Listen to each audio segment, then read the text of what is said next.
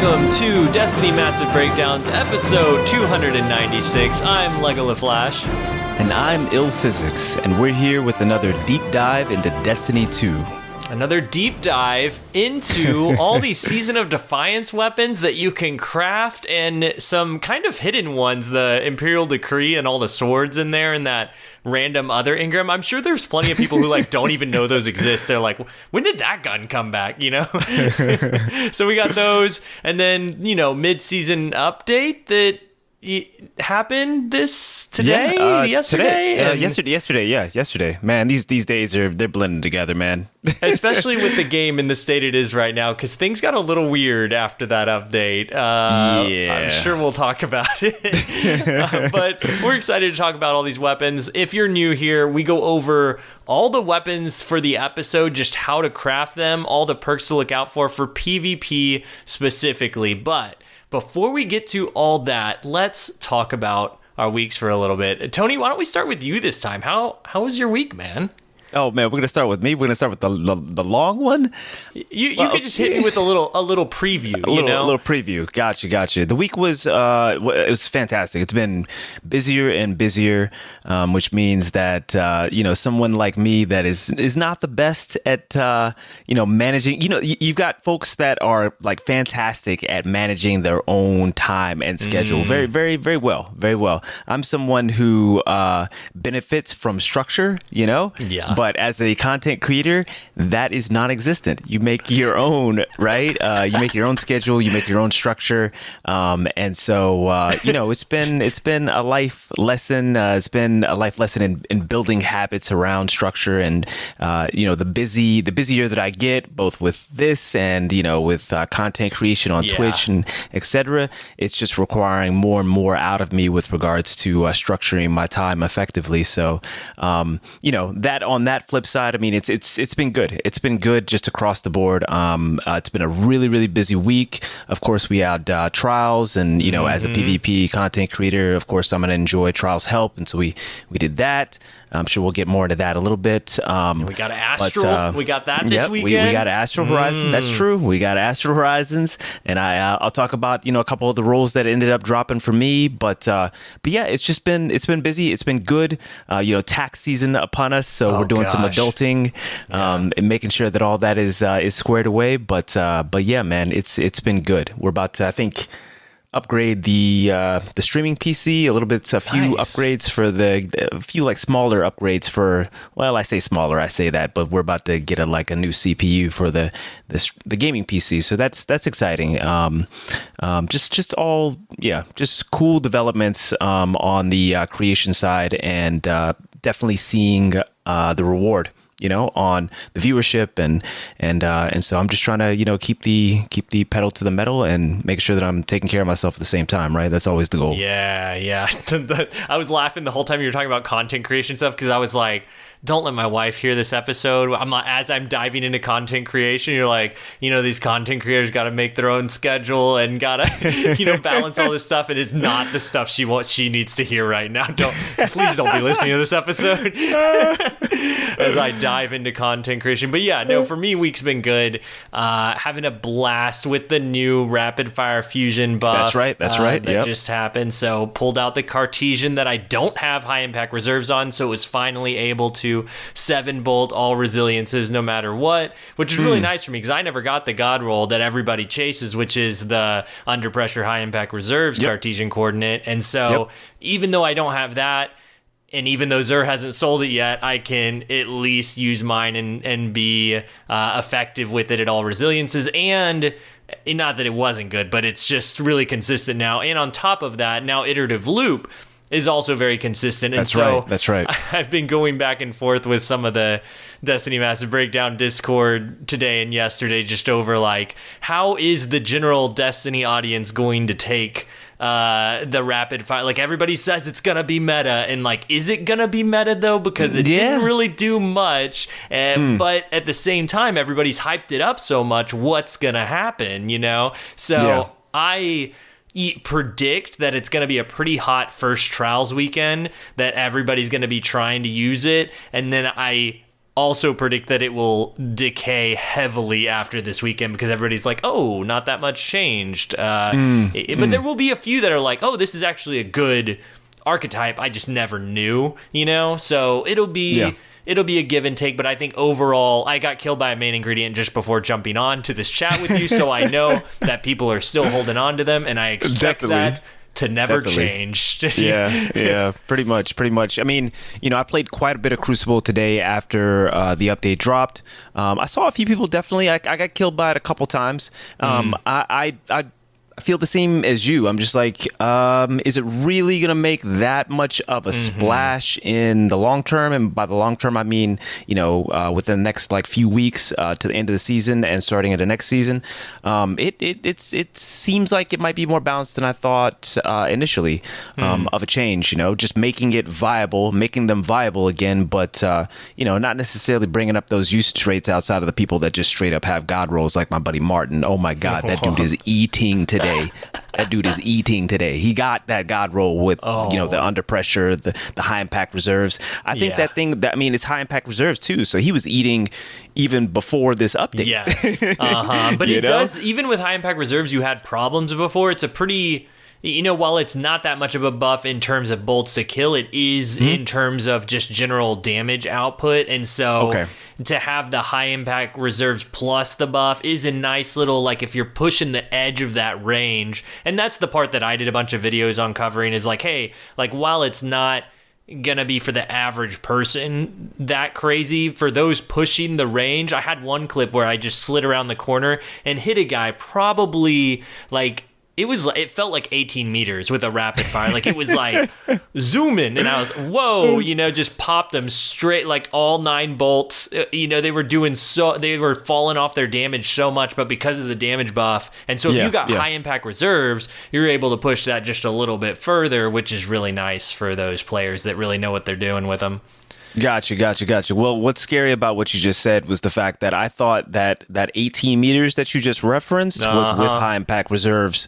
No. My God, man. Okay. So now I'm back to exactly. Why did you do this to me? Well, here's the thing. Why did you do this to me? Here's the thing. Hardly. I don't want to make it sound. I hate talking about fusion rifles and being well, they're not Lego, but at the same time, I show a clip and then I get so many comments that are well, you try that on controller, try that on console. And I'm I am on console. I don't, these clips are what you could do. It just, you have to have the right ADS speed. There's a whole bunch of factors in my setup that make it stick the way it does, and not a lot of people play that way. Gotcha. So yeah, I don't expect it to take off in some crazy way. And even, as far as reading the buff wrong, even people reading my tweet wrong that I made yesterday or the day before, the Destiny team Twitter was hey, what are you most looking forward to about the buff? And I was I'm looking forward to everyone finding out that it's not a rapid fire fusion meta, and people were commenting on it and retweeting it see, even Lego think this is going to be a fusion meta. I said not a fusion rifle meta. Twitter is a reading and comprehension based platform, man. And it just seems it seems like the exact opposite 9 times out of 10 sometimes. Some days, man. It's crazy. And what's frustrating about that is then that gets taken out of context once and then spreads, and then next thing I know, I got asked across in his video today being even Lego said they're going to be popping off. I was no, it didn't. Did he really say he really said that? He really said that? That's hilarious. That's hilarious. Man. But thanks, Cross. Appreciate it. Yeah, appreciate that, buddy. But no, I've been having fun with them. And then I also started breaking as many weapons as I could with the well-rounded stuff we were talking about on last episode. Yes. With Iterative Loop and Basso Ostinato. We were okay, so you can push these things to the max. Well, I tried it out, not just with Basso, but I started with Epicurean, which is already disgusting because it has rangefinder. So it's already pushing the range. Oh, I know. And when you well-rounded times 2, you're at this is my setup now. Whenever I'm running Strand, do well-rounded times 2, got Fragment of Ascent going. I'm at 100 range, 82 stability, 100 handling, and 90 aim assist with my targeting mods. It's just That sound like contraband. That sound like contraband. It is. And they did good. Okay, so I know it's annoying for everyone in PvE. With the mid-season patch that they did today, they patched the ability to grapple and then use kickstart to get your grapple back immediately. And so I was abusing that clearly with this. It was super fun though. Look, I guess it's preemptive. Some people were saying that maybe they were going to introduce some mods in next season or something that's going to end up like stacking onto it, and it's preemptive, and it kind of does seem preemptive because Bungie usually lets us have our fun, until it either becomes something in the usage rates or it's something preemptive again. But I know a lot of people are kind of disappointed by it, especially since Strand dropped fairly timid in PvP, and it's just Strand Spider-Man in PvE. It's just fun. It's just really fun in PvE. I guess we'll see. I guess we'll see if that ends up coming to fruition. But yeah, I hear you. Yeah, and then, even with that taken away, it's still so good. Well-rounded is still so good with Strand for two reasons. One, you can grapple and cancel your grapple within 1 second, and it still leaves 50% of your grapple energy up. And so then you just grapple again to the anchor point on Hunter for free. And then you got well-rounded ×2, which is that 20 range stability and handling on top of your weapon. And so Epicurean was one weapon I did it with. And then I started doing it on Basso, the shotgun, and also Without Remorse, the lightweight shotgun you can craft. We're going to talk about that. Okay. Yeah. Okay. I'm listening. You got my attention now. I don't love Without Remorse, but I love lightweight shotgun. So I was like, let's see how it can do. And I need to mess around with it more because I only got to play around with this a little bit. But listen to these stats. Once you do the well-rounded ×2, and I learned a trick too. If y'all try this with Strand to get well-rounded going, well-rounded, just to double down on what the perk is, if you're listening to this episode, you didn't listen to it last time. Well-rounded, you just need to throw a grenade or get a melee hit in, and it like a charged melee hit, it just has to connect. You don't have to kill. You don't have to kill with the grenade. You just throw the grenade. And it will give you ×1, which is plus 10 range stability handling. And then if you do it again, it goes to ×2. And the perk lasts 15 seconds, which synergizes with Fragment of Ascent on Strand, which also lasts 15 seconds. So they just go perfectly together. And so within this whole build with the shotgun, this is why it's cool with Without Remorse, is you can run, you can run on Without Remorse, you can run Elemental Capacitor on it. Yep. And if you're running Strand, that bumps your airborne effectiveness, and then you grapple, and then that bumps your airborne effectiveness with Fragment of Ascent. And so in total, at the end, with all this put together, you're at 99 range, 100 handling, 100 reload speed, and 100 airborne effectiveness. It's disgusting. Okay. It's disgusting. Yeah. Okay. Have you gotten some kills with that? See, Tony, here's the thing. I'm not a shotgunner. I have gotten some kills with it, but they're not the kind of clips I want to like showcase yet because I'm so number one, I don't like Without Remorse to begin with, so there's that. I've gotten quite a few clips with Basso, and it can only get up to like I think 53 airborne effectiveness with this layout here if you're running Icarus mod on and everything. But Without Remorse is it's a great airborne shotgun if you run this build. So I'm really curious to play around with this one more. Epicurean did work, some crazy ranges. Basso did work. Iterative Loop did work. I want to try Without Remorse and kind of make it work. That's my next thing. Okay. If we finally get into the Crucible, our schedules are so crazy. If we finally get into the Crucible, you gotta put me onto it because I'm gonna flip it on you with this Without Remorse in a second because people have been talking about, Tony, why are you just using a lightweight shotgun? I thought they were bad. That's like the number one comment for this week. Tony, why do you keep using a lightweight shotgun between Without Remorse and also Reese Walker as well? Those are my two most used shotguns probably within the last month. So yeah, well, I'm gonna flip that. But those stats look crazy. Dude, 99 range, 100 handling, 100 reload speed, 100 airborne effectiveness without Remorse. When you've got elemental capacitor, and you said it was well-rounded, correct? Well-rounded, and because well-rounded doesn't even do any of the airborne effectiveness stuff. It's all the fragment of Ascent and the mod if you're using Icarus. So that's how you like really get it to fly. But yeah, elemental capacitor being in that slot. So here's the reason that I didn't like Without Remorse, I think, as much as Basso. One, Basso is a rapid fire shotgun, which should not be getting 100 range. Like there's if you have the perfect Crucible rapid fire shotgun, that one can get like slide shot, opening shot to bring you to 100 range. But like you're limited to the ground. Here, Basso's getting 100 range, and that's still my favorite. I think out of this build, it just feels so clean because it has opening shot and Without Remorse does not. That's a good point. Yeah, I still want the 100 airborne effectiveness thing is really interesting, and I want to mess around with that some more. But you just reminded me because you're like, we got to do this when we get together, and I was like, I've been practicing to get my one-shot hand cannon build in because I finally pushed myself to unlock Strand on my Warlock, and I realized there was one thing I left out. I'll go ahead and cover it here for corrections from last episode. We talked about the tracer rockets, but what we didn't talk about was there's the intrinsic perk for tracer rockets is buffed by the artifact mod that enhances intrinsic traits. And what it does is buffs tracer rockets damage by 20%.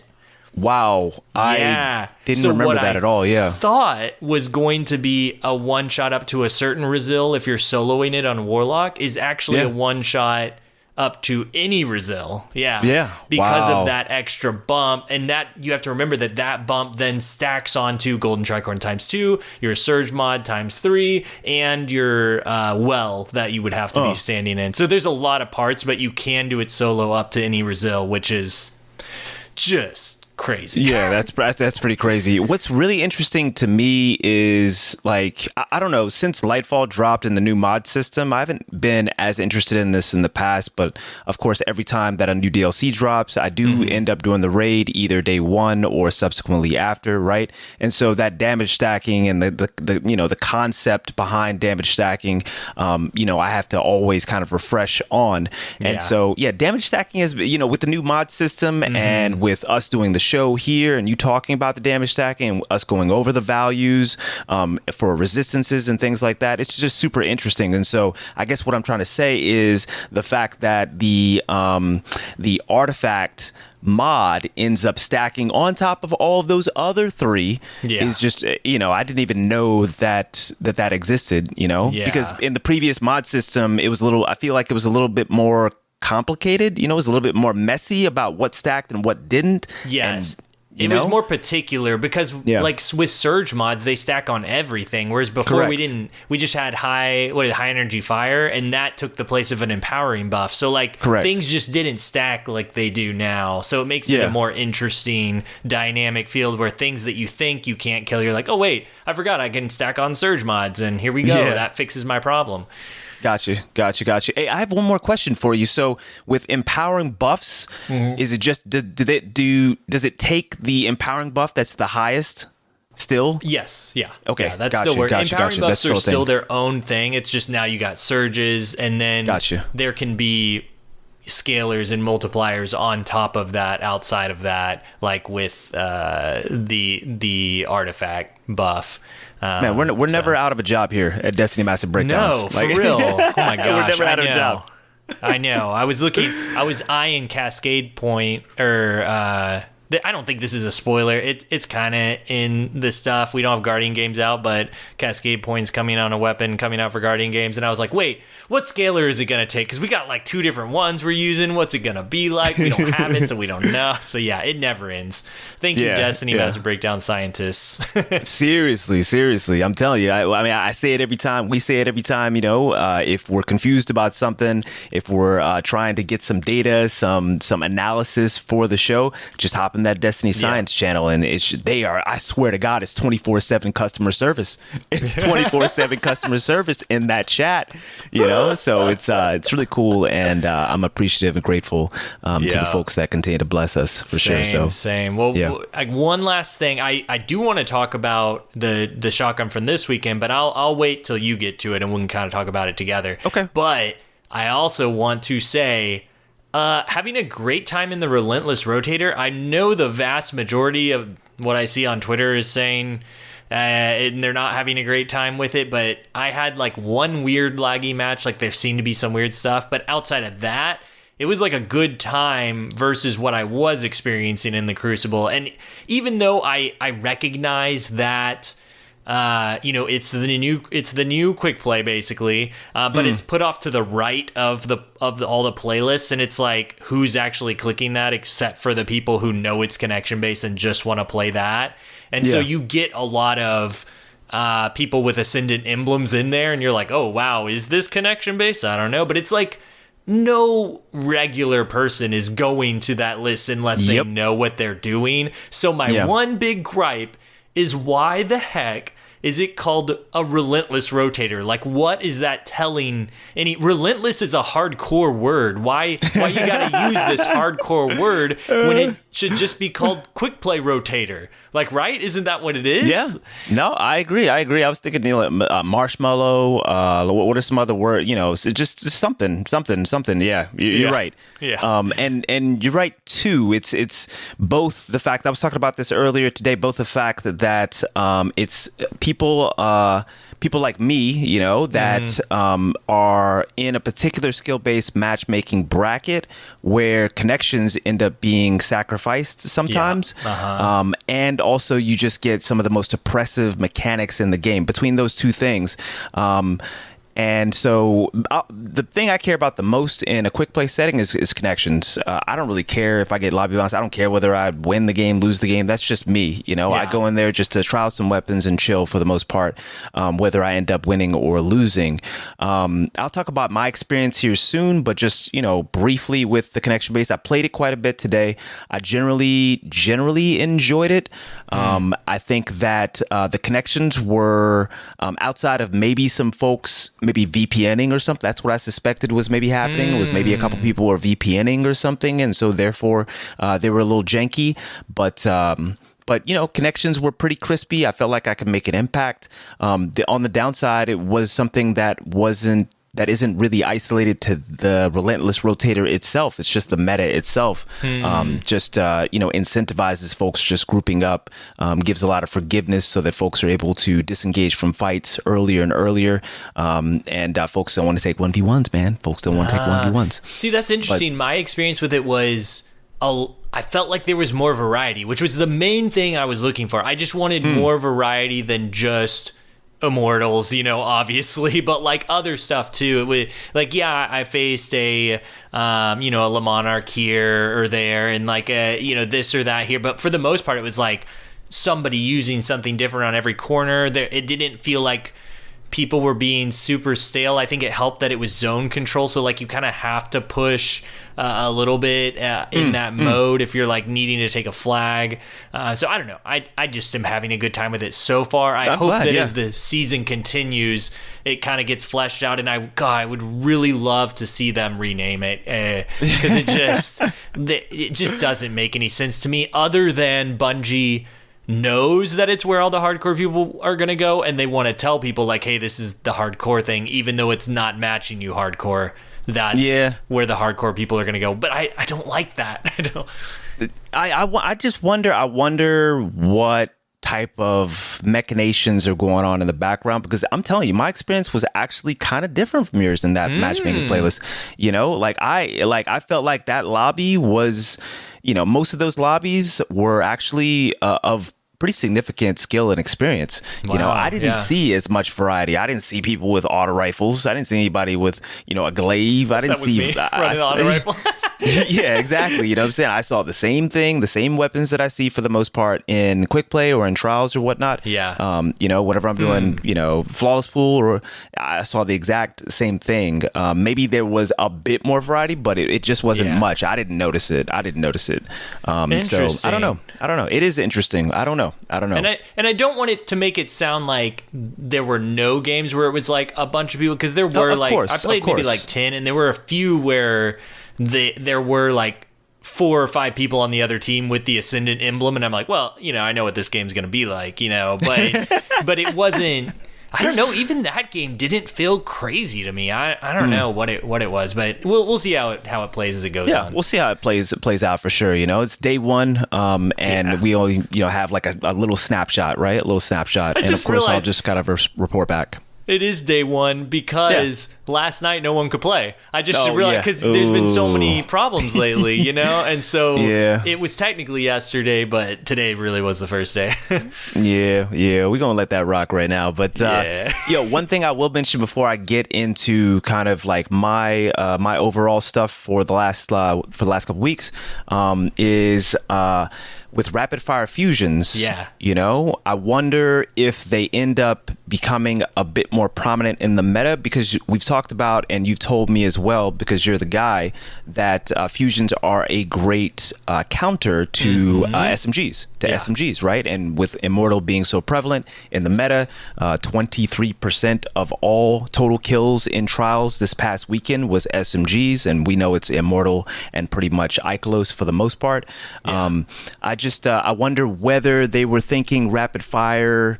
The rapid fire buff was specifically to give a direct counter to SMGs, to the Immortals, basically, and whether those two will play off of each other to, I guess, incentivize some additional variety and selection. Maybe folks will come off the fusions, and maybe folks will come off the SMGs a little bit. So I don't know, or maybe some of the I just want variety, basically. I don't want to see an Immortal on every quarter, so I don't mind seeing a few more rapid fire fusions if I can just get diversity in weapon usage versus 23% of total kills in trials being SMGs, right? I do hope we get that changed. That's a little much.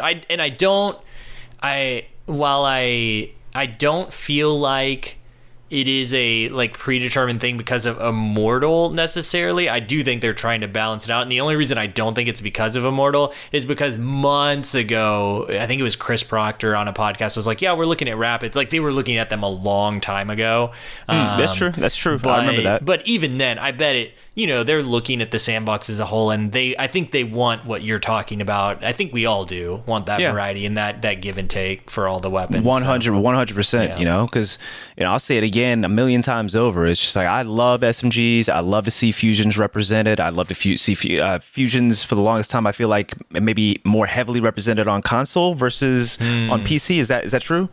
In general, I don't know. I have a lot of people on mouse and keyboard coming to my channel now and asking questions about fusions and what about mouse and keyboard? So I feel like there are a lot of people who really like it there, and I have a lot of console players that are like, I feel like PC players have it so easy because it's easier to control the bolts, and then PC players are like, console, you got aim assist, pulling reticle friction, helping you out.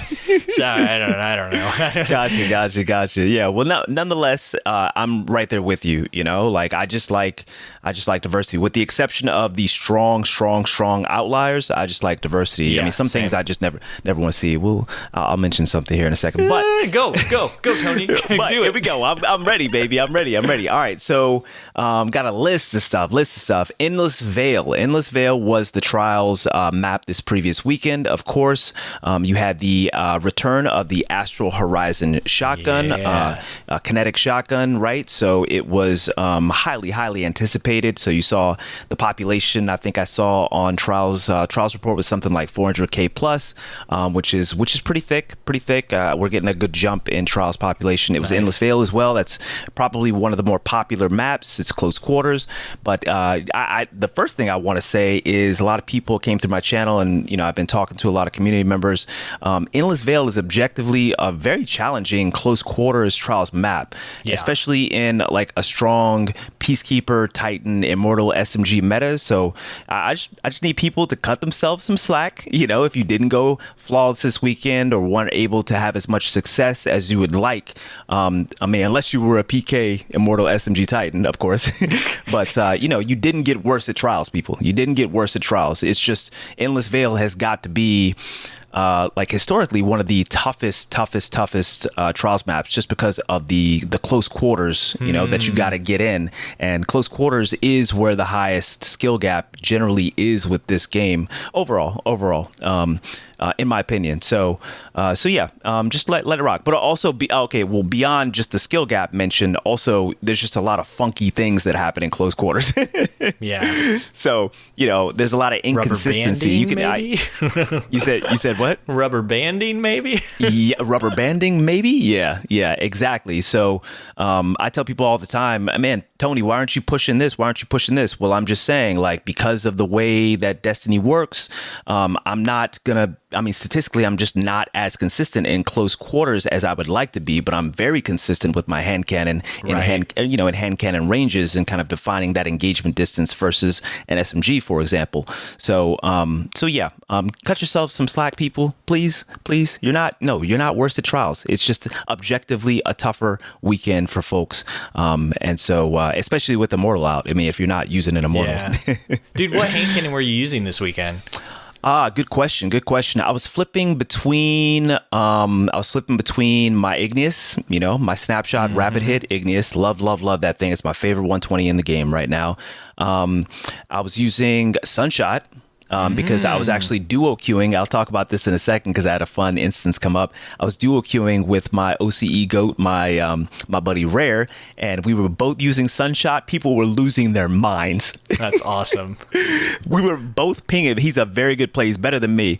And we were both pinging people in the head with Sunshot. People would just stop shooting. They just stopped shooting. So much and flinch. just took it. And just took it, dude. That happened so many times where people just gave up because both of us just don't miss with a hand cannon, and it's crazy, man. It's crazy. Oh, that's so good. Sunshot Gaming, and then what was it? And Hawkmoon, of course. You got to get those Hawkmoon clips. So usually in this meta, I would stick to that 120. I talked about it like quite a bit. But on this map in particular, I can actually get away with my rangefinder Hawkmoon and with that ×6 or ×7 one tap, right, or even a 2-tap from the ×5, right. I can really make some plays. I can really make some plays, and it also helps to take out reses. Somebody takes out a res, and even if I don't have a 1-tap to take out that res, I mean, I'm just pinging it in the head, pinging it in the head. That's and good. you build up paracausal stacks. Doing that, eventually somebody is going to drop. And there's this like nasty, I could talk about trials forever. You know me. There's this nasty head glitch on Endless Veil for hand cannons. It's beautiful. I mean, I guess just for any, precision weapon, but it's this nasty head glitch right off the side of B-Dom. Before you jump off the edge, there's these little like steps. There's these little elevated steps, and you could just back up right to the edge before you fall off. And I did fall off a couple times, people. but just back up just a little bit, and you can see people right at the heavy in the center and just their head, and you can just ping them. It's a nasty head glitch. That's and good. So I'll just sit back there, and both me and Rare were just back there pinging with Sunshot. It's perfect for Hawkmoon. I got a couple clips of like 1v3s right there. It's beautiful.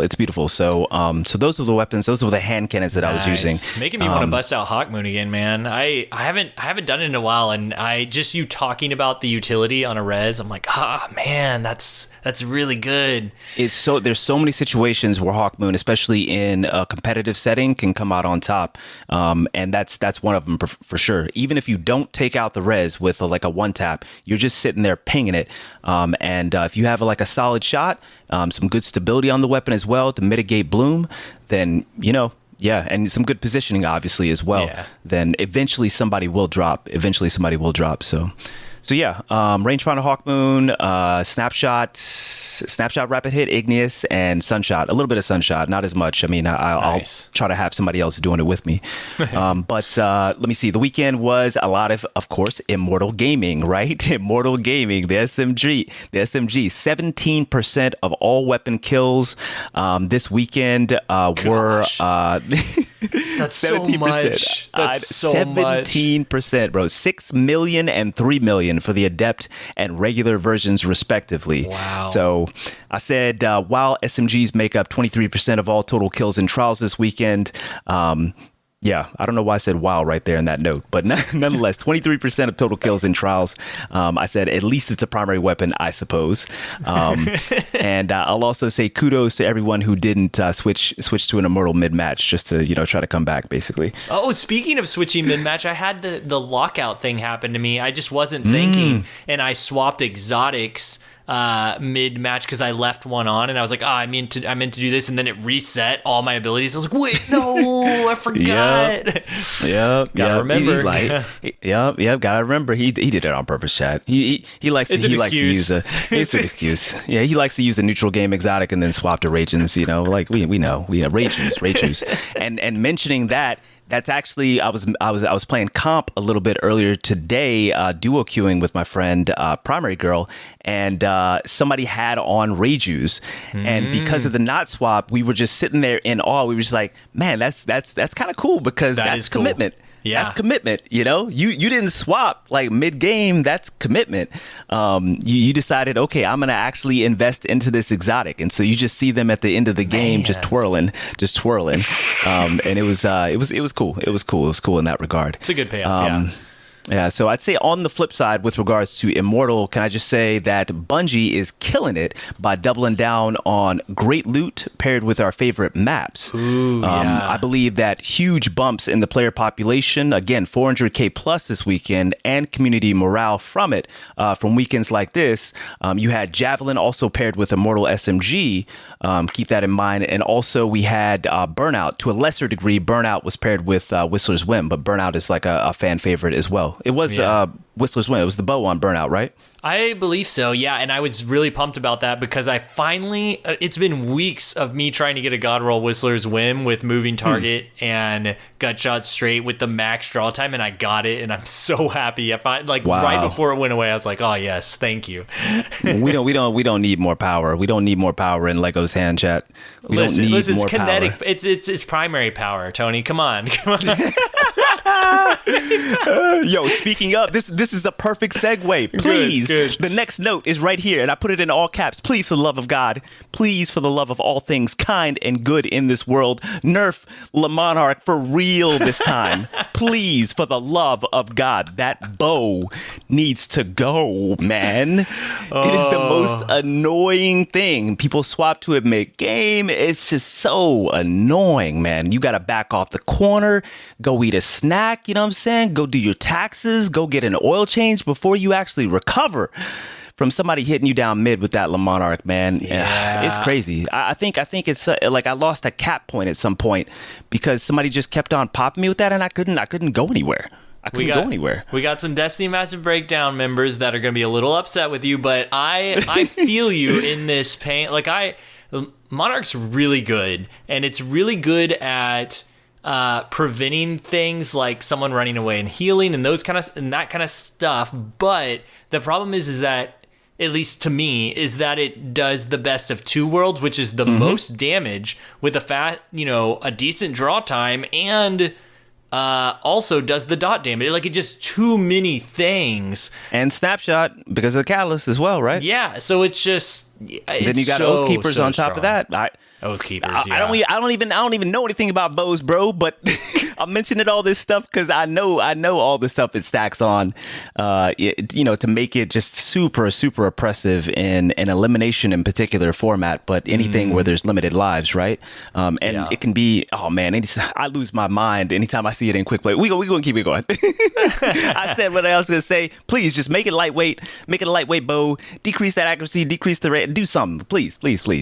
For folks who don't know, this weekend, I guess before they end up changing, we're going to talk about them changing the matchmaking settings for trials. That's starting to come to fruition. We get a test weekend this weekend. I'll talk about that here in a second.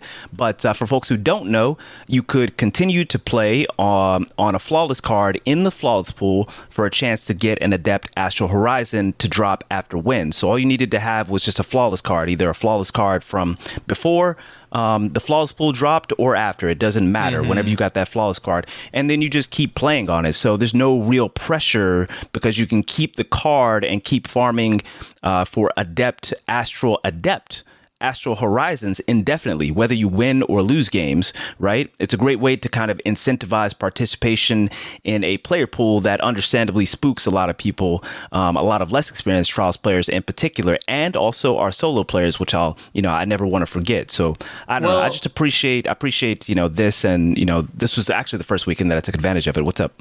Well, I was just going to say, I think you do have to win. You can't, I don't think they drop on losses. No, did I not say that? I meant to add that to the notes. Okay, yes, you do have to actually win the game. Yeah, you do have to win the game. But if you lose, and you quote unquote break, you could lose as many games as you want, but you could lose 10 games in a row, and the next win, has a chance to drop an adept, not just a regular, but an adept Astral Horizon. And I think that's pretty cool. And I think that's one of the reasons why the Flawless pool, was relatively successful this weekend. I would say relatively successful. I had multiple people come in and tell me that they actually had a pretty decent time in Flawless pool. Which is interesting because, next weekend it's going to be so different this coming weekend when we have all the, you're not going to be able to do that, but you are going to be able to have an all connections based matchmaking system where you have an equal chance every game to potentially make your way to the lighthouse versus now it is increasingly more difficult. Like, how many times are you on win, 6 or 6, I guess, and you lose your mercy and your last game because you face lighthouse games on your 6th game rather than your 7th, and it's that kind of stuff that gets people like really demoralized and like, oh my gosh, I'm not doing that again. Whereas the card this system is just going to be connection based the whole way, and then if you're one of those players that doesn't even care about the lighthouse, you just want the loot, you can be put in that basically the practice pool once your card is flawed. And so I'm really curious to see how all this stuff plays out this coming weekend, because there are some benefits to the old way that we have now with the endless adept farming. The problem with it though is this, that you got to get flawless first, and for some people that's really difficult. So of course, most definitely. Yep. But I agree with everything you're saying. I think it was a hit this past weekend. I wish Astral, I think they did it right to play the population high here and high this coming weekend, but I still wish, a part of me is like, I wish I would have seen Astral this coming weekend with the changes, because that would have got so many people trying out the new thing. But I still had a lot of fun this weekend, though. Well, we'll see what the weapon ends up being, but I do agree. It's unlikely that it's going to be the SMG. It's possible, but it's unlikely considering they did come out and say that the SMG would be the final weekend of this season, right? We just had Astral, so it's just virtually impossible that Astral's going to come up this weekend. Right. So as I was saying in the pre-show, it's possible that it could be the Inquisitor, which is the slug shotgun, which is actually pretty good, according to my folks who use slug shotguns. But we'll see. I do agree with you. That having a desirable piece of loot would get them a maximum amount of data, right? Get as much participation as possible, because these are test weekends that they're trying to do right here. So I'll mention that a little bit later here, but yeah. Nice. A couple of other notes I had. Man, I didn't tell you about this pre-show, but so check it. Me and my buddy Rare. Rare is one of the best folks that plays on PC. Actually, he might be console or PC. I can't remember, but from OCE, which is Oceanic. I think he's in Australia or New Zealand or something like that. He's very, very good at the game. I'm pretty experienced at the game, not as good as Rare, I would say. We are duo queuing. We're duo queuing, and I have the best time duo queuing. We got to do it, Lego. It is really fun. I do have a lot of fun no matter who I play with. It would be a good time. Yeah. And so what I kind of love about duo queue is they give you the help that you need, and they don't overwhelm you, I feel like. It was rare that I hopped into a game with my duo and I just felt like, man, like they really messed up the matchmaking on this, so. Well, I do want to talk about that real quick though, because I'm listening. This is a misconception that a lot of people I see a lot of people have on Twitter, where they're like, hey, well, what's going on with the matchmaking? What's going on with the lobby balancing in this Trials game? But when you're duo queuing Trials, like it's completely random. Like it's not matching you with anything, and I don't believe so, because there's no if it were that way, if they were matching you, like, okay, we're trying to get the games to where it's even, then the Trials playlist wouldn't make sense. Because then you're trying to get 7 wins in a row, but if it's matching you evenly, then it's saying, no, don't get wins in a row. We're just giving you even games. But that's not what it is. So I just wanted to call that out real quick because there's a huge misconception around that in on Twitter, at least. I don't know about Reddit and everywhere else. It's just something that I often see as a complaint. We don't go to Reddit. We don't go to Reddit. I fancy a Reddit here or there. Not, especially if Rock DC's posting some Cascade Point info in there. Hey, I like links. I like Reddit links. Yeah, specific Reddit links. You know? Don't go browsing. Get a safe link. But just wanted to say that real quick about the Trials matchmaking and stuff, because that's a good point. I just see so much stuff in there, and I'm like, that doesn't even make sense. It doesn't make sense. Yeah, it doesn't make sense. Maybe it's just like it's a feeling that I like. Yeah. I guess I just got. It's not even lucky. I just felt like we got the help that we needed, because when a third is added, if it's a really, really strong third on top of, me and Rare, we're rocking hand cannon shotguns, neither of us are going to equip an SMG. No disrespect, of course, to my SMG folks. I'm just saying that this is what we love. But obviously, the Immortal way outpaces any hand cannon at this point, especially you got the PKs and, the Striker, et cetera, et cetera. Everybody knows the package. But we were facing a duo that had both Immortals. One had a Cloud Strike, the other had a shotgun, and there were 2 randoms, of course, 2 blueberries. One blueberry was highly competent. I saw their build or whatnot. It looked like they knew exactly what they were doing. The other blueberry, you know who that other blueberry was? It was Gigs, bro. Oh, it was Gigs, bro. It was Gigs, bro. That's awesome. So I was just like, if they give Gigs, I mean, you know how it went. If they give Gigs to the other team, we're done. We're done. That's a wrap. Because Gigs was also rocking an Immortal. Oh, man. And so, like I said, I felt like they gave us the help that we needed, and they ended up matching Gigs with us. Oh, and nice. You just saw, I was streaming to like a couple hundred people. Gigs was streaming to way more people, you know what I'm saying? And everybody knew, like everybody did the homework. Because everybody knew Rare, everybody knew me, everybody knew Gigs. They're just like, why would they put those 3? Bro, we lost the 2. This is what happens oftentimes with like folks like us, We lost the first 2 rounds. Because everybody's just trying to impress everybody. You know what I'm saying? I had the first round where it was a 1v3. I shotgunned 2. And then my shotgun whiffs in the third, but I went for it. I ain't go for a res. I knew everybody was watching. The second one, I think the second round we lost. I think maybe like Gigs did something like that, or Rare did something like that, and we lost 2 rounds. Dog, everybody focused up. Next 5 rounds, bag. I swear we won that. It was done. Because everybody was messing around before that. And then, everybody locked it in, and it was just like, all right, now we got to get it. I think somebody came through from Gigs chat and even said Gigs out loud was just like, all right. I guess we gonna go do it now. So, round 3, that was a wrap. So the next 5 rounds were us, and we just kept it moving. But I thought that was like really interesting. That was a fun story from this weekend for real. I didn't expect that. That's really cool. Yeah, shout out to Gigs. Let me see.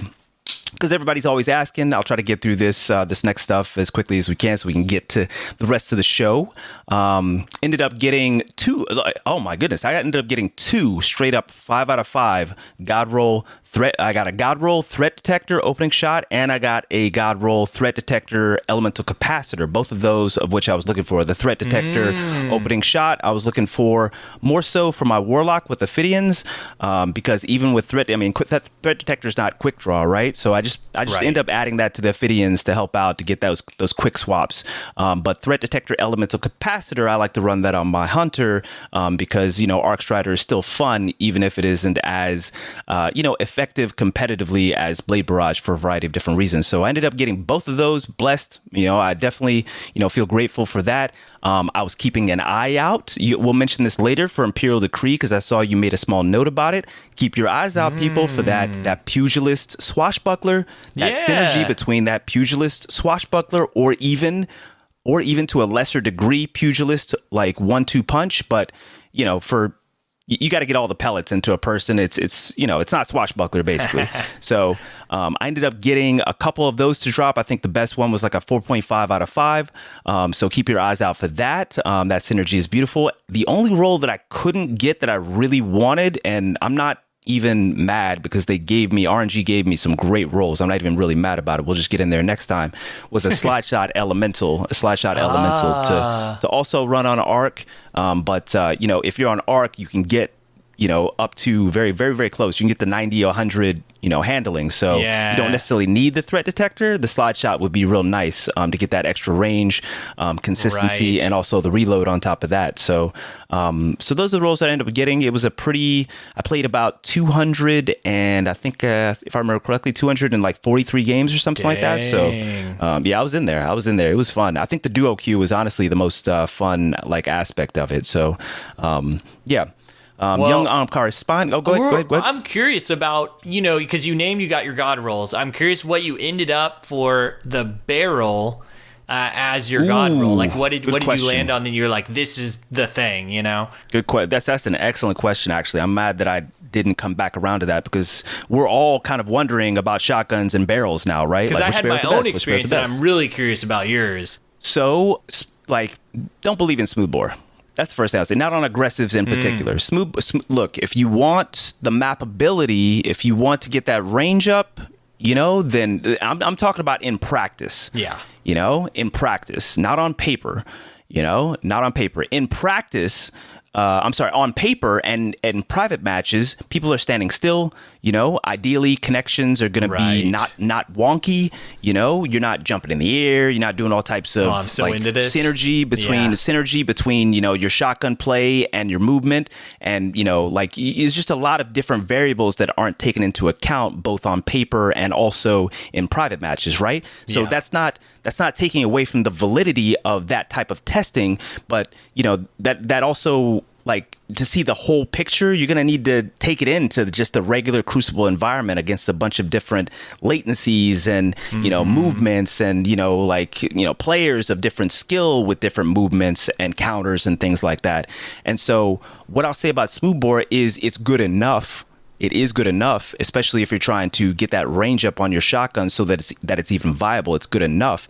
But if you just want that, like me, if you want as consistent of a shotgun as possible, sure. Other barrels don't have as much range. Rifled is the second most, but it takes away 15 handling, which nobody really wants unless you have something like elemental capacitor on arc that, gives you that back for the most part. And I still maybe wouldn't take that over something like small bore, for example, which is only 3 less range, but doesn't take away that handling, right? Consistency, I try to avoid it, basically, is what I'm trying to say. Corkscrew. Right. Corkscrew. Okay, that's what you said on the episode. Corkscrew. So I was curious if you landed on it. Okay. Corkscrew. So I got one roll with the threat detector, opening shot, accurize, range masterwork, adept, and for my barrel, I did get smoothbore for one of them, but I fell in love with full choke, oddly enough. Talk to them, Lego. It feels so good. Nobody believes me, bro. I've been talking about this for like a month. Nobody believes me. Okay, so this makes sense why you were hyped about Imperial Decree, because I was looking at the numbers and I was like, why does everybody say this is bad? Like, the numbers show it's not, like, it doesn't really make a difference. So why would I not take it if I don't need the range? Because with opening shot, and if Alacrity's going with opening shot, I'm at 99 range. Like, what else do you need? Well, that's what I've been telling people. Like, as long as you don't need the range, need the range, right? I wouldn't take full choke over even smoothbore, right? I wouldn't use either, to be honest. I just would call it a bad roll. But I wouldn't take full choke over smoothbore if I didn't have like an adept that I could put like extra range on. If I didn't have the opening shot. If I didn't have buku range in other spots on the shotgun, right? But man, if I don't need the range, like I don't need the range, for example, on my precision shotgun, my Matador, I've got 75 range with full choke, but then I've got opening shot for the plus 25 to take it right up to 100, right? Yeah. Right up to 100. So it's just like, if I don't need the range, then why not? Sure, I'll take the tighter pellet spread. It definitely does tighten the pellet spread. There's also something kind of nuance with it going on. I don't know what it is. Somebody kind of explained it maybe better than me, but basically it doesn't take a full ADS for full choke to activate as well. It's like you start to activate and the reticle actually changes. Like immediately sort of deal. Yeah, exactly. Which that's how I treat a fusion rifle, so that makes sense that it would operate that way. And I think this is what's going on is people, even when they look at the numbers, first of all, there's lots of videos that are out there that are saying full choke is not the way, that it's not worth it for they just say this. This is all that I hear is, well, it takes away your precision damage, so you don't want to do it. I'm like, that's one bullet out of your 12 bullets that's doing two more damage. Why does it matter? Why? This is math. This is simple math, bro. This is simple math, bro. So I think what they look at, though, even if you do look at the numbers, you see reduced precision damage by 7.6, and you're like, oh, and then only decreases the pellet spread by 3.75. That's not that much. But when you look at that, it's just one bullet and compare everything as a whole, it's like full choke's actually pretty good.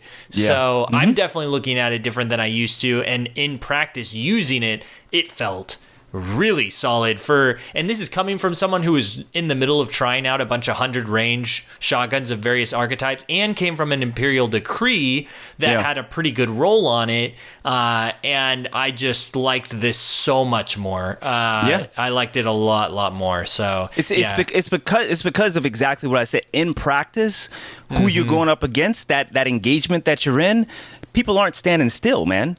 You know, like there's oftentimes like movement, like between you're doing movement, some type of movement, and they're doing some type of movement. And full choke, like instead of some of the pellets sliding off to the side, left, right, above, below, simply because you can't, like account for all the movement that, you know what I'm saying? Like the movement that's happening, the relative movement that's happening between you need those pellets to be as tight as possible in that circumstance. Don't matter whether it's 3.75% or not, you just need it to be as tight as possible. Right. Which is why for somebody like me, who both for two reasons, number one, I synergize a lot of movement. Like I'm a movement specialist, and then also skill-based matchmaking, right? So the connectivity in my lobbies is not going to be the cleanest, versus somebody who is a little bit less experienced than I am, right? So, like between all that stuff, I needed to be as tight as possible in order to get as much consistency as possible. So that's what I tell people as well when they ask me, yo, what do you think is like the best barrel, or what do you think is the best? What do you think is the best barrel, right now, Tony? And I'm just like,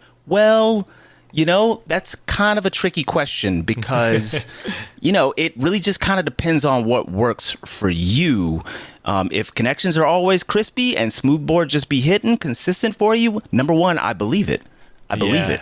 I believe it. Also, your playstyle. If you're purely a defensive shotgunner, if you're purely a flip, somebody's running up to you, a Titan's rushing up to you or whatnot, you immediately flip, you're not moving. So it's actually quite simple in comparison to somebody like me who's always sliding, jumping, etc. It's actually quite simple just to make sure you get the pellets to land. On top of that, you've got that consistent connection between the two of them, less desync for whatever reason. I don't understand networking. Don't ask me.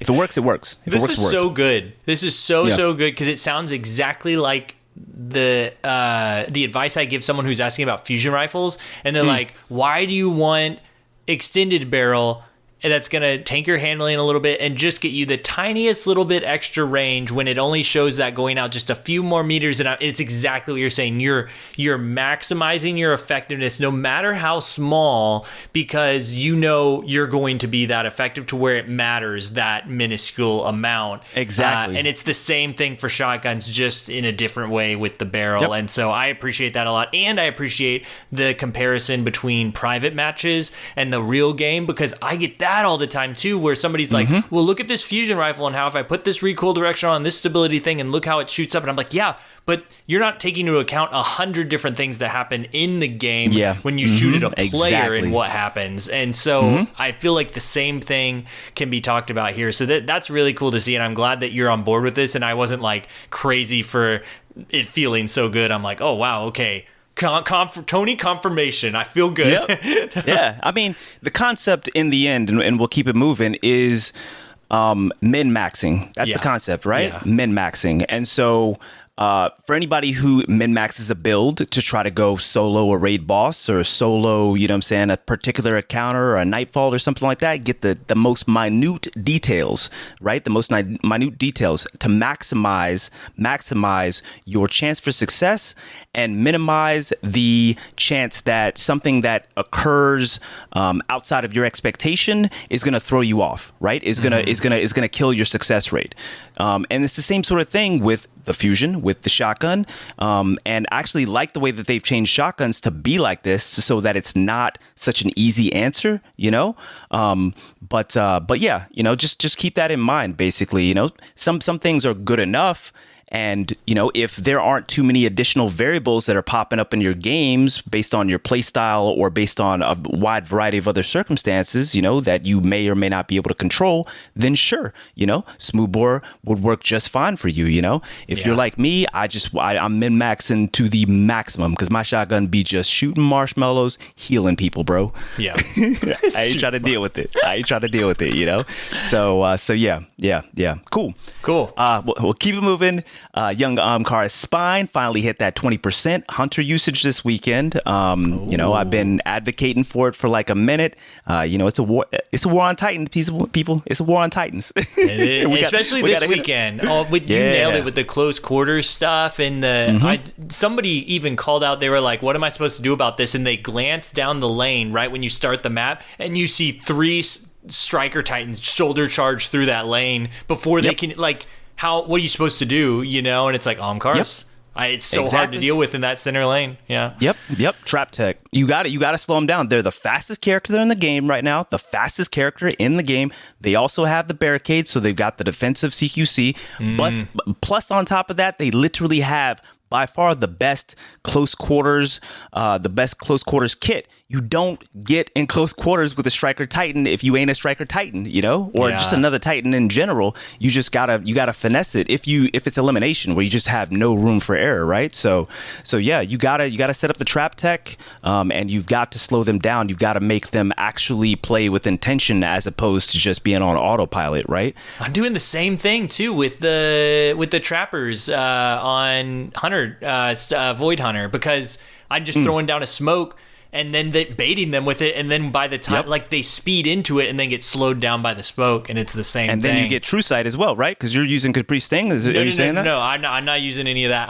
I'm literally using Graviton Forfeit because it gets my I remember we talked about this, even faster. So I'm just using it for that, and it's so nice to just have that smoke available all the time. I wish Capri Sting worked like that. Why doesn't it? I would use it, but the Graviton's giving me so much more resist. I don't have to run high recovery. It gives me that for me. Like there's so many benefits. So it's like, come on, give Sting a little bit more love. Do you though? I do. You know, it's not that. Have you used it? It's not that good. I do too. When I saw it, I was just like, yo, this is my kind of exotic right here. Yeah. Like this, you know, this is a big brain exotic you got right here, right? Yeah.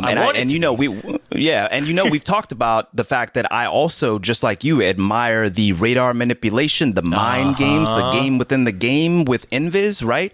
And so, you know, but do I want more people with wall hacks? I don't know. Do I want Capri Sting to like come back up in those usage stats? You know what I'm saying? I don't know. I guess I still have a bit of PTSD about it. That's what I'll reverse on that. I don't want more True Sight. I would like more smoke grenade manipulation. So if they would give and take those, I'd be all for it. But, you know, maybe they just need to create a whole new exotic that doubles down on the whole like mental game rather than the invis, rather than the True Sight. Give Void Hunters something else to do that is more manipulation and not, hey, you can't see me, or hey, I can see you through a wall. Yeah. And, you know, man, see, y'all, this is why we can't actually get into the weapons, because we just be having these compelling conversations. It's good, yeah. It is good. It's good. People have been enjoying it. Bro, people have been coming through my chat so much, talking about how much they love the show, how much we're really getting into our bag, man. So, you know, we doubling down. I'm good with it. I'm good with it for sure. Yeah. And so I wonder, man, you keep on putting me onto these thoughts.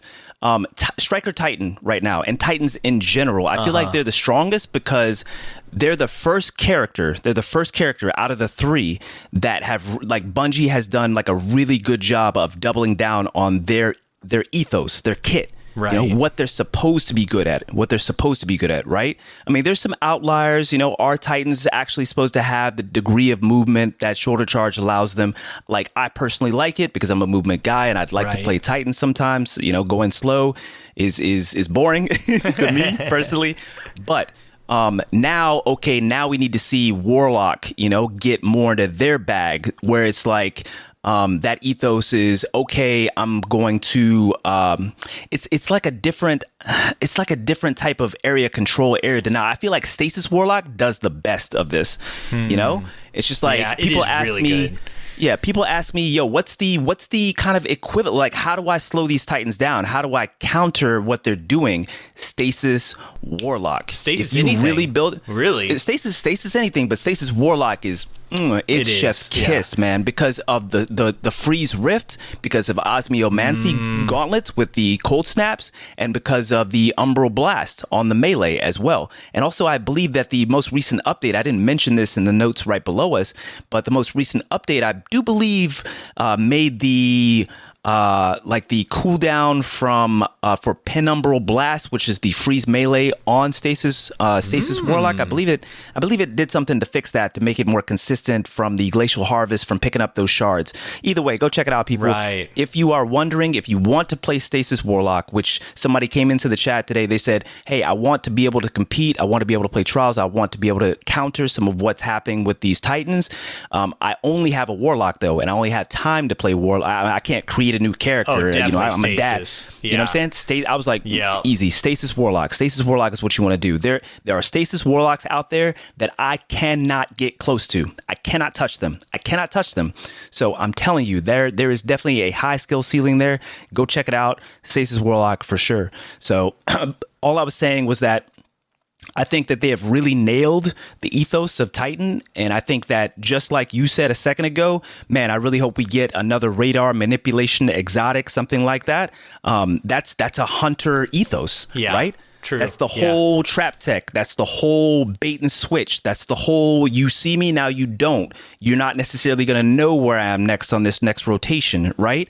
And then also just, you know, the fact that we get some great nades that can just sit there and, you know, act as a trap, whether it be trip mines with Amcars or not. Or the new, or not new, but as I was talking about last time, the freaking scatter grenades. Dude, I got some clean. I was in a 1v3 where I predicted them perfectly. Like, Fusion the first guy, and as the other two chased me around the corner, you know that little tree that's around B corner? Like, I went under it, jumped up above it, hoop shot, scatter grenade. The scatter grenade one-shot the second guy, and I got the last guy as he came around the corner. It was just like scatter grenades. I'm telling y'all, it's so good.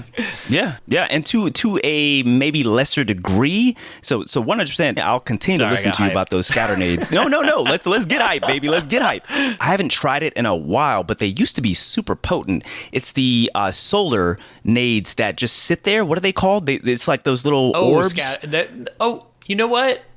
Those are like they are scatter, aren't they? Are they scatter? Because wait, now I'm confused. What are they called? I said scatter a second ago, but I think mine's wrong. I think mine are called something else. I think those are scatter. I'll let you look that up. But the solar ones, they used to do like buku damage. I don't know if they were like glitched or something like that, but I gotta come back around to those because it's a similar preface to what you're saying, right? You jump up over the tree, somebody's chasing you or whatnot. You throw down the scatter nades, if that's what they're called on solar. Oh, I don't think it is. I don't know. Now I gotta look. You gotta look. Mine are called scatter nades. I was right. Looking.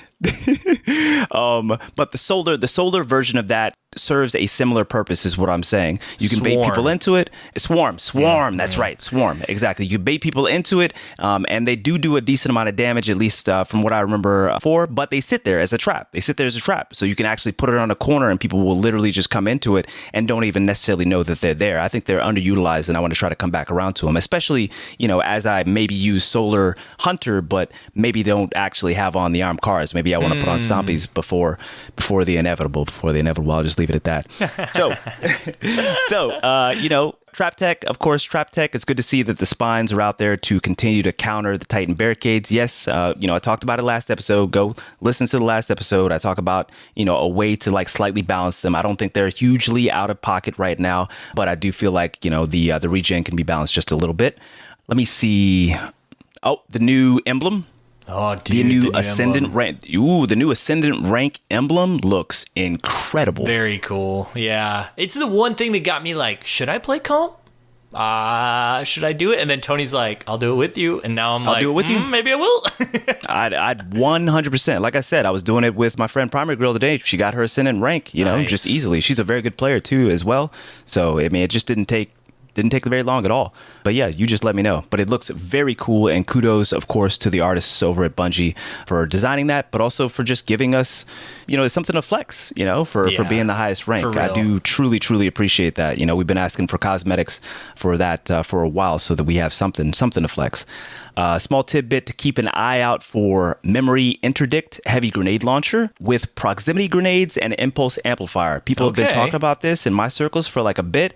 I just so happen to have one in my goated vault. This is the one that Dado will not touch just because it's 600 out of 600 yet again, but I just be having God rolls in there. It is very good. It is easily one of the best PvP heavy weapons in the game for sure. So look out for a Memory Interdict Heavy Grenade Launcher, right? It's a heavy. The two most important things that you would need on it would be proximity grenades and impulse amplifier. You could probably get rid of anything else that doesn't have that if you're specifically getting it for PvP. In addition to that, if anybody knows about heavy GLs, basically in the Crucible, you just want as much velocity as possible. So that's kind of like pepper on top of it. So sprinkle it on top. And then if you want something that back category, that last category, then chain reaction would be dope. So you could just, if there's multiple people together, then you grenade launch one and chain reaction just pops off with it. So I mentioned that it is notable. I don't think a lot of people necessarily know that thing is very, very, very good. And it is now occupying every heavy slot on all my characters. It's notable, too, because we have to craft one of these grenade launchers in a second. And so I'm going to lean on Tony for that one because I'm like, okay, all right, there you go. I have a guess as to what I would do. But I honestly, the past 2 seasons have been the first 2 seasons I've been like, okay, I need to get on grenade launchers because it gives you the most ammo. So the most bang for your buck if you're going to slay out quickly. I always just use a rocket, but I feel like I should use a grenade launcher. Slay quickly, I guess you say. Okay, I'm glad you put that quickly. Caveat because, linear fusion rifles, I think you get like 5 or something, like 4 or 5 shots. Yeah, there's that. And swords, technically, you could keep going for a long time if you used it correctly, especially the ones we might talk about now. I mean, we'll see. I don't know. They're not that exciting, but not like Eager Edge exciting, but cool stuff. Yeah, gotcha. Let me see. Last couple of things here. D2 Foundry, man. D2 Foundry with, Cat is killing it, bro. Yeah. Cat is killing it. D2 Foundry, the spiritual successor to D2 Gunsmith, is getting insane. So many updates, tools, and innovations we've never seen before from a third-party developer in this context, with the allowing us to see how weapons work with a bunch of different mods, etc.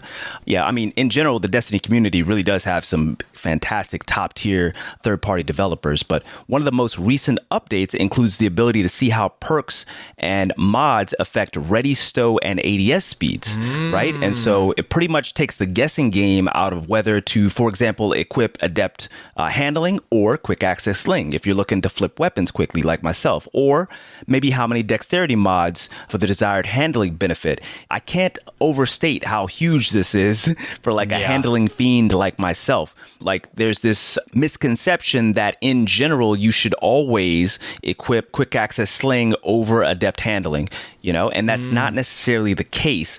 It depends on how much base handling you have. Right. And it also depends on, do you have, just use the tool, people. just use the tool, because some add directly to the handling stat, right? And then others are like animation, speeders or whatnot, or whatever you want to call them. Animation scalers. Thank you. And so if you just add them all together on the site, it takes care of all the multiplication, all the addition, and it shows you exactly what's going to benefit you the most for whatever you need. Maybe sometimes you might need it to pull out faster, like a shotgun, but you almost always hip fire, so the ADS speed isn't as important? Well, there's a certain combination that's maybe going to give you better pull out and stow speed, but maybe it's going to give you slower ADS. But since you always hip fire, maybe you want to take that combination versus another combination that gives you slightly longer pull out and stow speed, but gives you faster ADS speed than the other one, you know? But if you hip fire, so like I keep saying, you know, DeFizzle came into my chat and we were just having a discussion about shotguns. I was getting his take after they gave us set pellet spreads, and it really is like build your own shotgun. The build crafting is much more nuanced than folks give it credit for, and it just seems like that's a direction that they're doubling down on. So that's cool. Very, very cool, and thank you so much to D2 Foundry for providing that for me specifically, because my God, I'm a handling fiend. Dude, me too. I've even used it because like the Destiny Massive Breakdown spreadsheet's really good for stacking a lot of different things together onto the different weapon archetypes and seeing what your time to kill values are. But if you just have like one thing that you want to see and you're not wanting to compare weapons or anything like that, Foundry's really great for having all the new perks. Like it's really updated all the time. You know, we've kind of lost Merc and Kit to Bungie, so it's like, well, what can you do? You know, but at the same time, on the flip side, it's like, well, we've got this team over here at D2 Foundry that has all the updated perks, Cascade Point, Target Lock, ready to go for all the weapons, which has been very, very cool to see. And also, you just reminded me, I wanted to shout out Castle Content came out with a video this week. He always does deep dives on resilience levels and like stuff that like no one else is diving into, stuff that we would dive into here basically. And he did a really interesting graph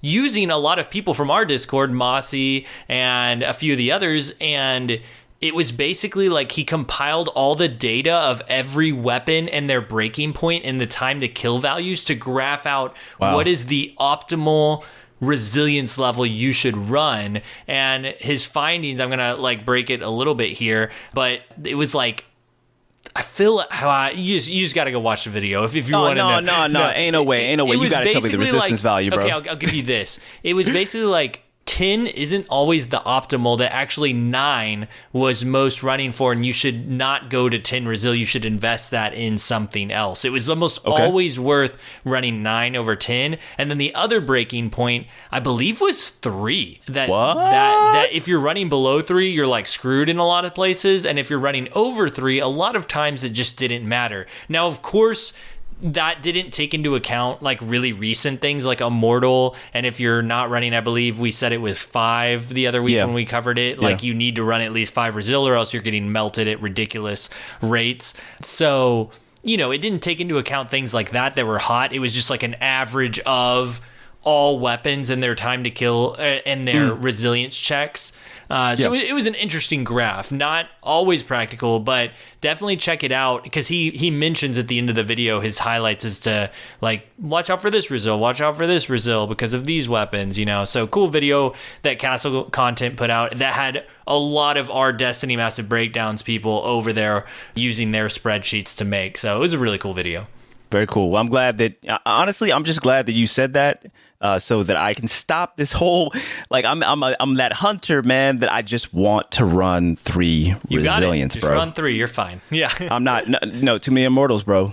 Too many immortals. Immortals is your breaking point. Yeah. And on top of that, at the beginning of the season, like, I burned myself out on PvE, and I just don't want to do pinnacles. I don't want to do anything, bro. I'm still at 1802, 1803 doing trials help, man. You know, so we got all these titans up here with 10 resilience, and on top of that, they 1810, you know, so it's just like, no, I'm just glad that you reinforced the fact that, I should not be running that 3. I'm just going to let that 3 go. We're going to get it back up to 6. Keep it moving. Yeah. Or at least 5, because if you're running 4 and under, you're getting that 0.58 second target lock decimation. So okay, all right, we'll go with 5 then. We'll go with 5. We'll put that 1 back into my mobility. Lord have mercy. Please give me something, Bungie. Please, for the love of God. We were talking about handling a little bit earlier, and I'm glad that I was talking about this on Twitter. I'm glad that people are starting to realize that elemental capacitor goes crazy on arc subclasses. We talked about, of course, the fact that on stasis it's slept on. It's like a juiced moving target. We talked about it on, I mean, everybody knows or should know that on void it gives you just a lot lot of stability, which ends up filling in some gaps on certain weapons where maybe you have some great range, you have some great handling, but maybe the stability is like fairly diminished and you want to fill that in with void. Elemental capacitor on strand, if folks don't know, gives you airborne effectiveness, right? So, but on arc subclasses, for somebody like me that's a handling fiend, and it's beautiful. It's beautiful, basically, especially since we've lost quick charge, we've lost quick draw as well a while back. So, I'm always just trying to get it back. And the fact that we just got elemental capacitor on the new Astral that dropped, it just got me reinvested in creating arc subclasses with Arc Strider, particularly on Hunter, because I don't really play Titan like that. I don't really play Striker Titan, even though if I was going to play Titan, it usually be for Striker. But I mean, the fire steps usually, I'm going to start gravitating over. We'll talk in a second about, like solar Titan. Let me stay focused. So anyway, it's the reason I've started slowly moving back to Arc Strider in non-competitive modes, and the reason why I was specifically farming for that elemental capacitor Astral. Right. My favorite pairing at the moment is actually my elemental capacitor rangefinder Rose, and also my threat detector elemental capacitor Without Remorse. Lightweight shotgun, people. Oh, I'm gonna talk about some things. That Rose has 53 range, 75 stability, and then with elemental capacitor on arc has 100 handling, while the Without Remorse lightweight shotgun on arc again 75 range and 100 handling. So I am absolutely zooming around the map with stompies.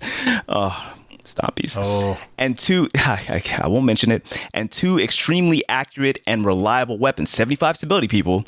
53 range with rangefinder. That's about 32.5 meters. I'm rolling up on people and there's just no bloom on 75 stability. We're just pinging. And then somebody rushes me, I'm swapping to that shotgun. It is very reliable. I know I'm going to talk about why that shotgun in particular. I know people are both just like, lightweight shotgun, reliable? Sure. You sure, Tony? I'll talk about it. And so some of the most accurate aggression I've been able to cook up in a while, considering a meta that is decidedly benefits area denial and passivity at this point. So now that I said that, people are actually sleeping on lightweight shotguns. I talked about it a little bit earlier, and Without Remorse has recently been my most consistent, honestly, like one-hit kill shotgun in the energy spot outside of a couple like Sunset Mindbender's ambitions that I was talking about, that Pulse Monitor Quick Draw being one of them, with full choke on it, by the way. Which leads me to my last point before we get into that 413 TWAB, is testing out counterbalance on shotguns. I'm theory crafting. I see this part. I might need to fact check you here at some point. I'm really curious what you're doing. Look, listen, y'all hear him? That's the skepticism. Yeah, I'm got really big curious, skepticism. Okay, tell me about it. Tell me about it. Okay, What's going on? Check it. I don't know. People just I'm theory crafting. You know me, I'm trying to min-max my shotguns. I need it to be as consistent as possible, man. I need it to be as consistent as possible. And of course, when I talk about the caveat with lightweight shotguns is, at certain resiliences, maybe, or even like overshields and stuff like that, lightweight shotguns, doesn't matter whether you get all the pellets at full health or whatnot, like my playstyle benefits more towards like chip damage and that sort of thing. So lightweight shotguns still work for me. I'm on a hunter as well, so keep that in mind. So I always want to make that caveat before somebody comes back and says, well, Tony, it's not you might need to use like something else because you need more damage, blah, blah, blah. That's not the point. So anyway, counterbalance on shotguns, right? I need my shotgun to be as consistent as possible. I've looked everywhere, every perk, every mod, every mod to try to get it as consistent as possible. The only one that I haven't considered as I look through all these stats, is recoil direction. And I'm wondering, okay, can recoil direction, can that affect my consistency with the shotgun? Especially in this place we are now when it's a set pellet spread pattern for each shotgun, right? And so, but they still have recoil direction stats. And then I start, let me cook. Yeah, I'm sitting back. I'm watching the pro here. So check this out. So you can look this up as I go. Go to D2 Foundry. You can look this up as I go. So I was thinking, okay, well, let me take a look at what the most consistent shotguns are for people right now. And is there some sort of common point recoil direction wise on those that I just hear everybody always talking about. This is the shotgun. So I want you to look up the recoil direction for Matador, and I want you to look up the recoil direction for Found Verdict, and also for Fractasis, which I actually haven't looked up. So I want you to look those up and tell me what those are. But either way, I looked those up and I'm just like, oh, well, those recoil directions are like 70, 75 and above. I don't know about Fractasis, but I think the other two are, particularly the Found Verdict. 75, yeah. Yeah. Fractasis is 75. And then what's Matador and what's 77 what's Found for Verdict? Matador. 77 for Matador. Found Verdict. Okay, I got to say this before I continue, that the previous hosts of this podcast were so sure that recoil direction did nothing on shotguns that it's not even in the list of, like, I can't even easily compare them because they're not, that value is not, they were like, that doesn't matter. I'm not even listing it. So I have to manually look up every single one of these. But yeah, Found Verdict is 75 as well. Yeah. So those are the most consistent. Those are the most consistent shotguns, that I've heard across so many people, and I can attest to that. My Fractasis is as consistent as anything. My Found Verdict, consistent. Matador, pretty consistent as well. And so then I look at other shotguns that maybe aren't as consistent, where I'm trying to figure out, man, what can I do to get this thing? And I see the recoil direction is something like 50, is like 60, Yeah. And so what put me onto it a little bit, and again, I don't know if this is for sure. I'll mention some other things in a second that you guys can think about, and then I'll give everybody some homework, right? Is I'm just like, all right, I'm going to make this lightweight shotgun as consistent as possible. I'm going to put Counterbalance. If you can look up the recoil direction on Without Remorse. I forgot to pull that up. I'm going to put Counterbalance on this Without Remorse. I put Counterbalance on that Without Remorse. That thing is crazy consistent. Rifle barrel, range masterwork, accurized rounds, I think. Then I have threat detector and I have elemental capacitor, but I'm using it on solar this weekend, so the elemental capacitor doesn't mean anything because it's just reload. But of course, threat detector, comes into play. But I put Counterbalance on that thing. I'm talking, man, that thing doesn't miss, man. Even if it's like a little bit of desync, it was just consistently hitting. And with threat detector, it was consistently flipping as well. It was beautiful. It was beautiful. And that lasted into today as well. This feels like that moment where, it feels like I go on a ghost tour and they're trying to sell me like, no, this area right here is haunted, and they're like laying out all the facts, and I'm like, I like, it's very intriguing, and I'm really sucked in, but I don't know if can I cross that line of belief right now? yeah, you're right. I'm not asking everybody to believe. So this is the thing. I don't necessarily believe. I like the question. I like the question. This is a very Lego thing to do. So check it out. Whenever you look at recoil direction on D2 Foundry, right, you see that pie. Yeah. Pull up Imperial Decree. You see that pie, it's terrible, right? Yeah. Put Counterbalance on it, and then tell me what that looks like. I almost cursed. Yeah. Tell me what it looks like. So it goes up. It goes up to 95. And you see what that thing? It's no pie anymore. Yeah. It's just straight up and down, bro. But that's not the way that shotguns work. So I'm like, But is it? Because what I'm most concerned about, and here's the crux. What I'm most concerned about is, do all those pellets come out together or in a fan? And then how does desync and latency play into that? Because we all know a good example. This is probably the most obvious example for folks who have played the Crucible for a while. You know when like a sniper hits you in the head? Yeah. And you don't die immediately, it seems like a body shot. You hear the hit detection for a body shot, and then you die. And it comes up in the bottom left as a snipe, as a precision shot. Yeah. Have you had that happen? True Vanguard posted a video about it a while back. I think I've had that happen. It sounds very familiar. So I'm thinking I want consistency even if there's latency, even if there's lag, even if there's desync. And I'm playing people all across the world all the time. And it's just like, I'm thinking maybe people, if the recoil direction is, for example, straight up and down, there's no fan. You know what I'm saying? There's no pie in the recoil direction. If you go to D2 Foundry, you'll see what I'm talking about. There's no pie, It's just straight up and down. Then those pellets, even if they come out, at different times slightly, because I imagine maybe aim assist, I'm theory crafting, aim assist may bend some bullets a little bit. I think they've cleared this up before on the show, but I can't remember for shotguns. It was either aim assist or accuracy, something between slugs and pellets. There was something that it didn't do anything on, and I can't remember which one it was. I'm going to have to revisit it. Did they mention latency? Did they mention desync? Did they mention lag? Just saying. All I'm saying is, man, I put counterbalance on that without remorse. That thing go crazy now. Like, it just does not miss. I even I chip damage mapped somebody. Somebody was like absolute, and it went way beyond what I think it went. I don't know. It was nasty. It was like 8 meters or something like that at least, and it cleaned them up at range at 8 meters. And I was like, what is going on? I'm jumping in the air. I'm doing all types of OG hunter stuff. And this without remorse is going crazy, man. Dude. And the last thing I'll mention is, you usually wouldn't use rifle barrel, right? I don't want to use smoothbore because I want those pellets to be as tight as possible, but you wouldn't normally use rifle barrel. But on without remorse with elemental capacitor on arc, it makes up for it, right? Yeah, it makes up for it. It gives you like I think it's almost exactly, it gives you exactly 100 if I remember correctly, because it gives you plus 55 for enhanced elemental capacitor on arc for the handling. So just saying, everybody, I need you guys to test that out, and I need folks to test out counterbalance specifically on Imperial Decree, because that gives it 95. So it's right on the 5. And, D2 Foundry says that's right up and down. I don't know, people. I don't know. But let me know what you think, because this without remorse is going crazy right now. I'm going to fact check with the DMB scientists. I want to see what they say. Next time you get something this crazy, Tony, I'm going to send you to them first before you talk to me, because I don't know anything about this. But I like the idea of it. I just think... Yeah, I just think it's crazy. I like the Ghost Tour and now comparison, because I very much feel that right now. let's say this: it was a fun story, right? Right, everybody. It was a good story because it was a fun story. Intrigued. Even if it is just a story, it's a fun story. Even if it is just a placebo, it was a fun story. And so that's what it reminds me of, is the placebo.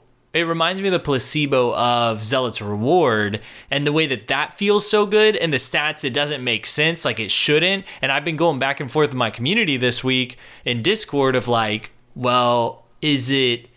it be what happened with Akilos, and there's this secret bug thing in there where it shouldn't. Remember hand cannons had a weird recoil that they found a bug for as well a while back. Or is it like there's been several game studies over just sound and the visual, like the way the sight looks and the sound it makes could make everyone think it's the best gun in the game, but it's not. And that could very well be what's going on there. So the whole placebo thing could be happening. But yeah, Destiny scientists help us out.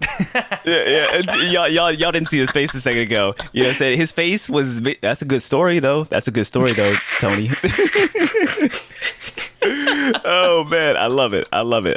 Cool. Well, anyway, that's my theory crafting, man, and that's what I'm kind of like checking out. I need to check it out on a couple of different shotguns to see how I feel one way or the other. I play so much that I can usually get a good amount of time in. But you guys, let me know what you think. Definitely let us know on the YouTube page. You can let me know in let us know in one of our respective chats, or on just go bother Lego. Honestly, just go bother.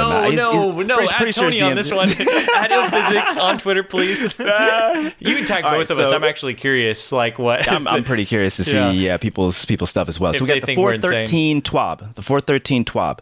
Let me see. The big notes from there was we get another effort to crack down on cheating. Bungie says that they, quote unquote, embrace the use of external accessibility aids. I'll let you guys kind of discern, because I don't want to mention it.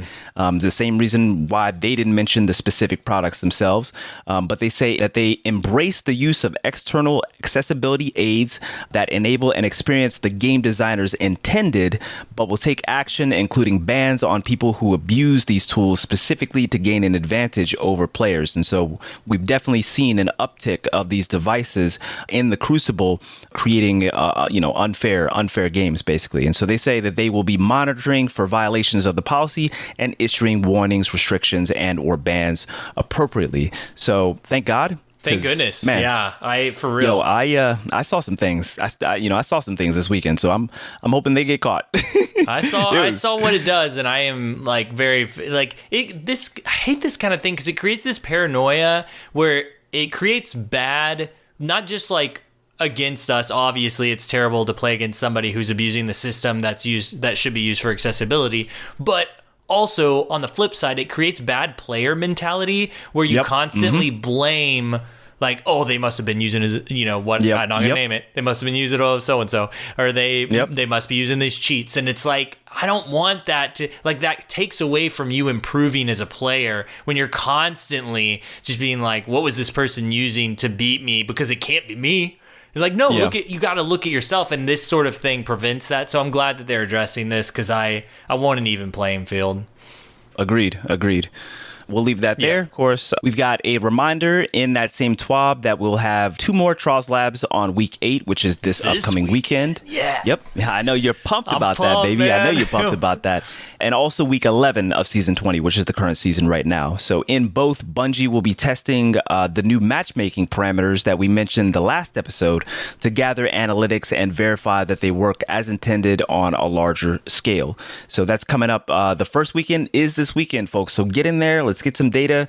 You can review the last episode where we talk about exactly the details, or you can just go and check it out on Bungie.net as well to get some of those details. You've also got updates to, this is a mention, just a reminder for folks that the specific updates to Passage of Wealth and Mercy, the Mercy in particular, if I remember correctly, we're getting double Mercy. Two losses. Yeah, 2 losses instead of 1. You can still go to the Lighthouse even if you lost up to 2 games. But that will be so next season. That'll be exactly this weekend. Exactly. And the changes to the Gilded Flawless Triumph requirements, those will, like Lego said, arrive in season 21, not this weekend, alongside the new emblem and also the introductory quest. So just a reminder that is next season. That's not coming up, this weekend or, weekend 11, but just a reminder. I am looking forward to that Passage of Mercy. I think that is a great idea to give a little bit more forgiveness. I think that Elimination is a very punishing playlist, especially for folks that are a little bit less experienced in Trials.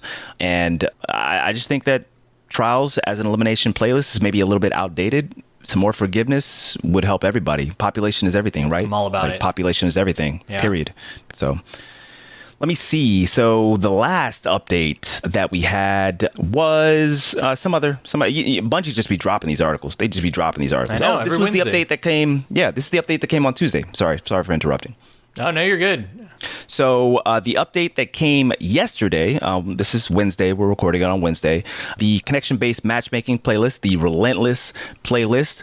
We spoke about that a little bit earlier, so we can go ahead and move on from that.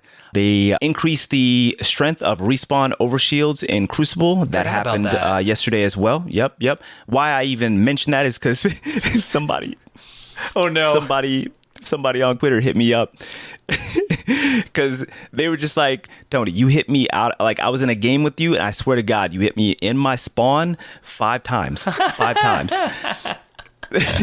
You hit me in my spawn 5 times. And I felt so bad because I push spawns because in this meta, it's one of the only ways that I can get even a semblance of a 1v1. Maybe I might catch somebody as they're spawning, but somebody else, how the spawns work. Somebody else spawns like right here, you know what I'm saying? Then somebody else spawns on the opposite side, or maybe like, on the vertices of like a triangle, like basically of a spawn. And so I'm just trying to get 1v1s before people end up grouping together, which is what everybody does these days, to just team shoot and then run away. So I have to catch people off guard. It's not about catching people as they spawn so they don't have a chance. It's just, man, I just want some 1v1s. But nonetheless, I suppose this overshield, is just to counter, people like me. But that dropped yesterday. We did mention some stuff with regards to changes to the grapple and strand. We kind of alluded to that. You can, go review TWAB and also this update to see more details on that. But some notable stuff is in Rift, activating grapple no longer drops the spark. And the reason why I'm saying this in a second is something else. But in Rift, players can no longer dunk the spark while moving faster than 15 meters per second or while using a grapple ability. So it's dope. Yes, it's dope that people can grapple and close distance, especially, farther away, and not drop the spark. So they can actually use that grapple ability. I think that's so cool. And hopefully we see more strand in Rift and in competitive Rift because of that right there. That'll be cool. cool. Yeah. But the shoulder charge and, grappling into, well, the shoulder charge in particular. So they say moving faster than 15 meters per second, but what they're alluding to is the shoulder charge, which you see in competitive and Rift and whatnot. So much right now is Titans and shoulder charging, and it's just really tough to stop them from getting, because they're just so fast. They're just like speedy boys at this point. So I thought that was like good change. I saw people complaining about this, but I kind of think it's a good change because it's like, it's not that you can't shoulder charge with the spark. You just have to time it to where your shoulder charge ends at the rift, and then it becomes a skill thing. And so why is that bad? That's interesting to have not just a free, unlimited like glitch into the rift and then dunk. Yep. It's like you got to time it right, and I think that's cool personally. I think it's cool too, and I think it's honestly practical because we're talking about netcode, people. We're talking about netcode, right? we're talking about netcode, people. How many times we out here talking about the melee disconnects that we have, and it's the same thing with shoulder charge to a lesser degree, I would say, but it's the same thing with shoulder charge. But actually, I don't even know if it's to a lesser degree. Sometimes the game just can't keep up with it. So I'm happy to see that change as well. Man, the last thing is I'm gonna save that for last because I didn't even anticipate that we were gonna get into an actual quick build, but then I saw this update and we talked about it pre-show. So fixed an issue with, I didn't even know this existed. Adept Exalted Truth had a lower magazine size than the standard version. Okay, they fixed that. That's cool. I didn't actually even realize that. They said they added, so you guys remember that we're going to be able to start enhancing traits on a limited, subset of adept weapons. So they'll do it each season, or they'll do it each, I don't know, at some point in time. But they finally added the capability to upgrade Root of Nightmares, the new raid, adept weapons with enhanced traits. So we're getting that. I think that's underrated news. I don't see anybody really talking about that basically, but I think that's just so cool because there's been such a disconnect between adept weapons and crafted weapons and enhanced traits. Like, why would you use basically an adept weapon over just crafting one with enhanced traits? So I just think that's so cool and an alternative path to get the weapon that you want, or the weapon that you just happen to get a god roll of. You get a god roll, it feels great. And you were mentioning, so to be able to enhance the traits is dope. You were mentioning pre-show about the trace rifle and how that might be kind of underlooked, and I think so too. Like, I think that enhanced adept trace rifle, or of course Rufus, I mean the auto rifle, it's gonna be crazy, but I think both are really great, and so definitely be looking out for those as you're running your raids.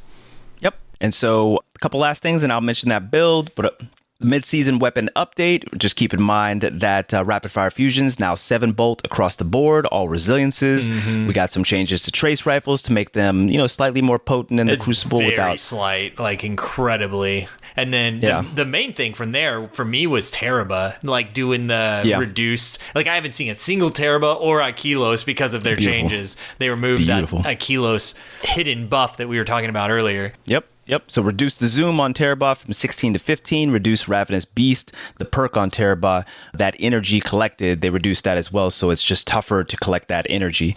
And then, just like Lego alluded to, they removed the crazy smooth recoil thing it had. that was the note. They removed the crazy smooth recoil thing. Yeah, you're right.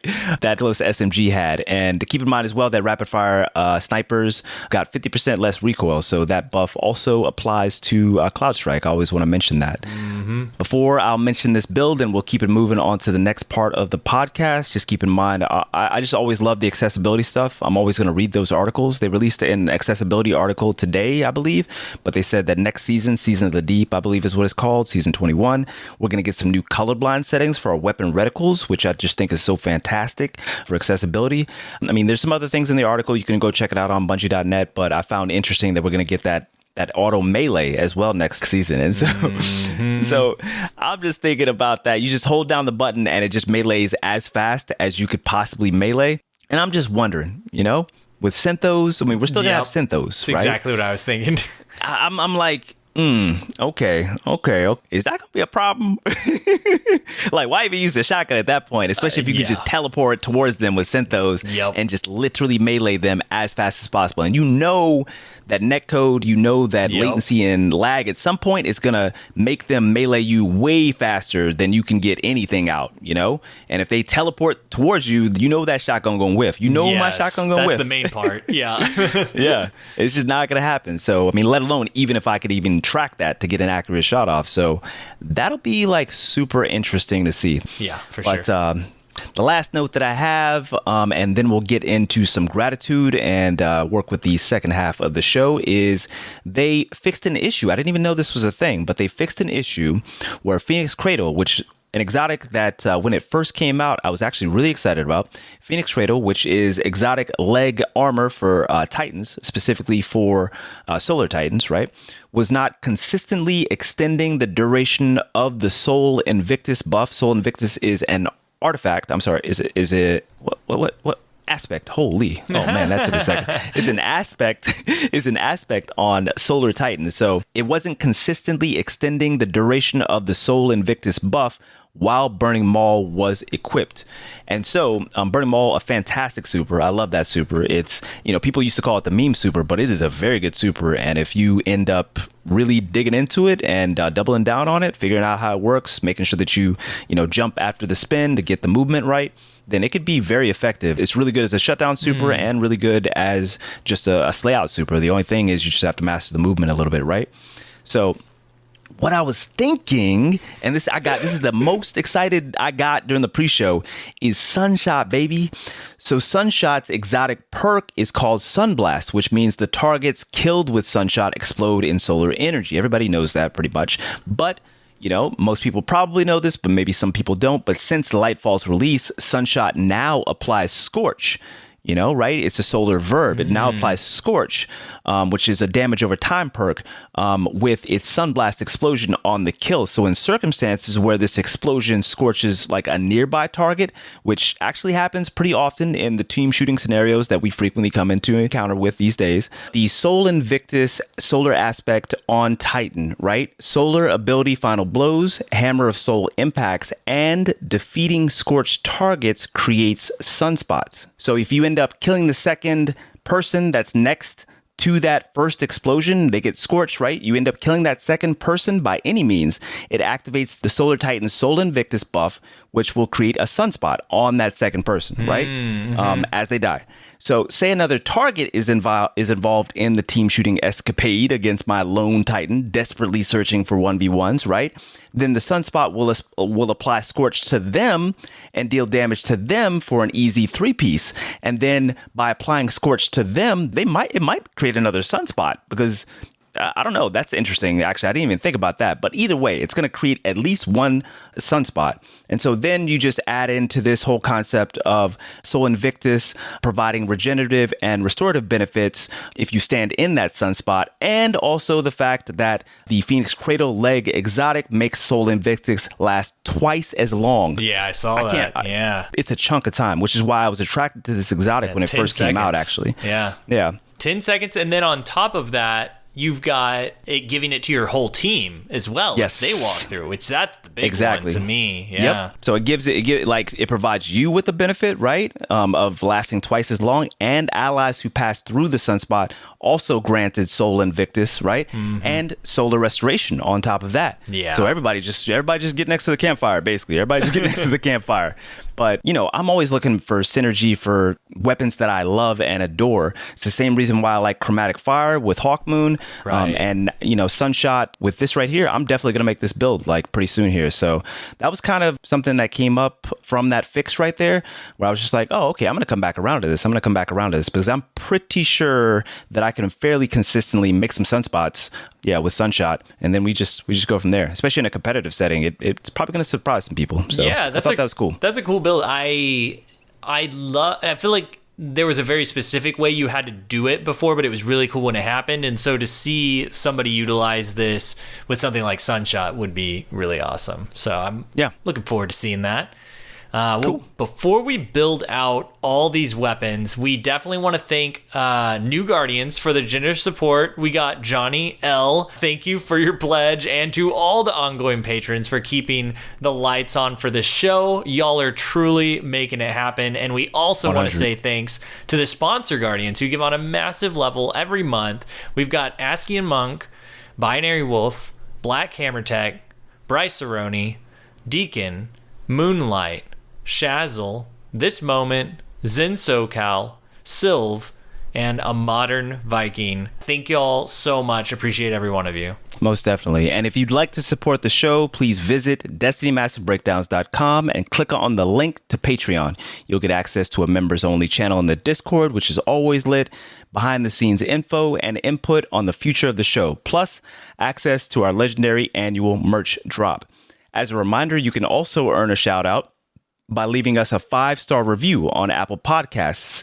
Ratings are great, but the reviews really help us to spread the word and get more ears tuned in every week. And we also, this episode, got blessed with another 5-star review. The 5-star review from Dr. Zipperman via Apple Podcasts, of course. Dr. Zipperman says, the best catch-up mechanic for dads on the fly. I love it. I love it. 5 stars. 5 stars. Zipperman says, I discovered this podcast right when Merc was just about to leave. I love these thick reviews too, by the way. I love it. Listened to every episode since then, and now it's something I look forward to. I was a huge fan of Crucible Radio and even own a Birds Monarchy coffee mug. Nice. Mm-hmm. Yep. You both are great hosts, making me open my Destiny app on the fly to look at things in my vault. I'm doing the same thing, trust. I'm a father of 2 and 4-year-old. Nice. And I don't have that grind time anymore, but I still love to play. Completely understandable. Yeah, I feel PvP enthusiast. Zipperman is a PvP enthusiast. It's also hard to watch all the YouTube videos to catch all the new things. A man can only use the bathroom so many times in a given day. I laughed at that too. So thank you for all your work, all the work that you guys put in. I can multitask or listen on my drive home. With all the damage stacking info, I was wondering if you could touch on Ariana's Vow. It's one of my favorite weapons, and I'm very non-meta. I have a True Prophecy with Elemental Capacitor and Opening Shot on Arc Titan. Very cool.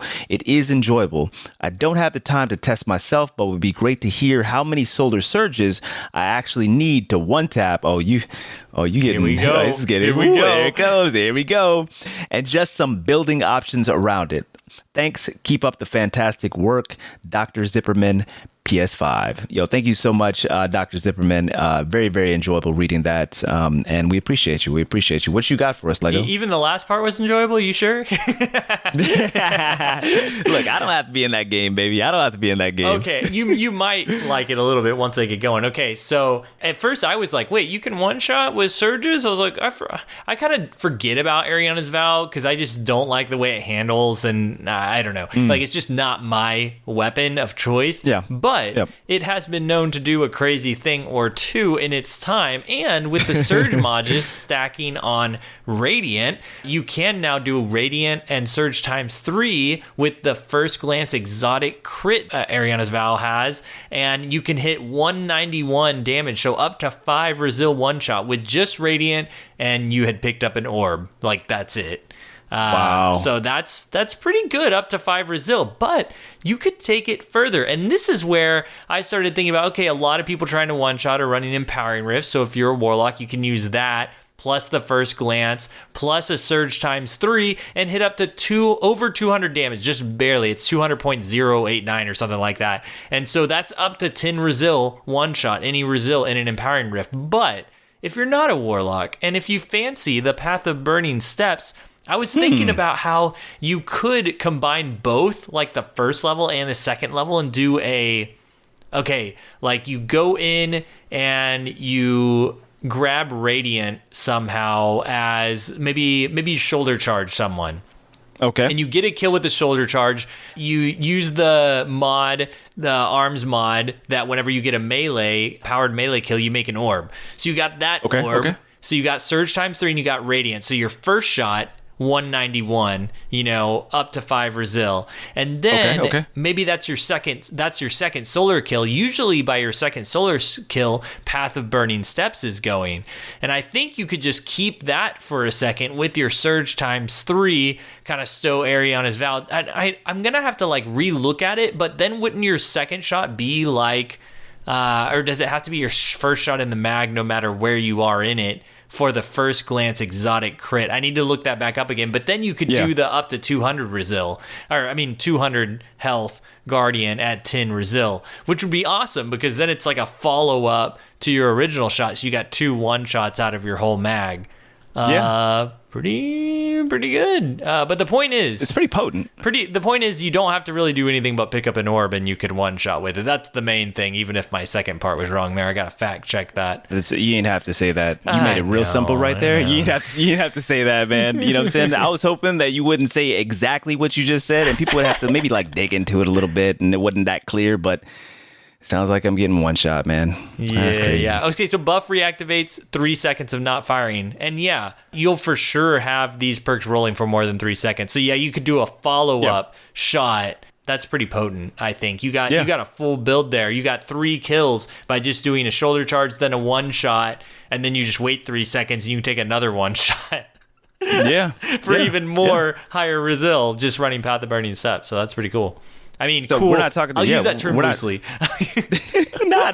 It's cool. And what's cool about it as well is we're not just talking about one shot. We're talking about potentially a clip where you could get multiple. You get a hunter like myself running, low resilience on a first or something like that.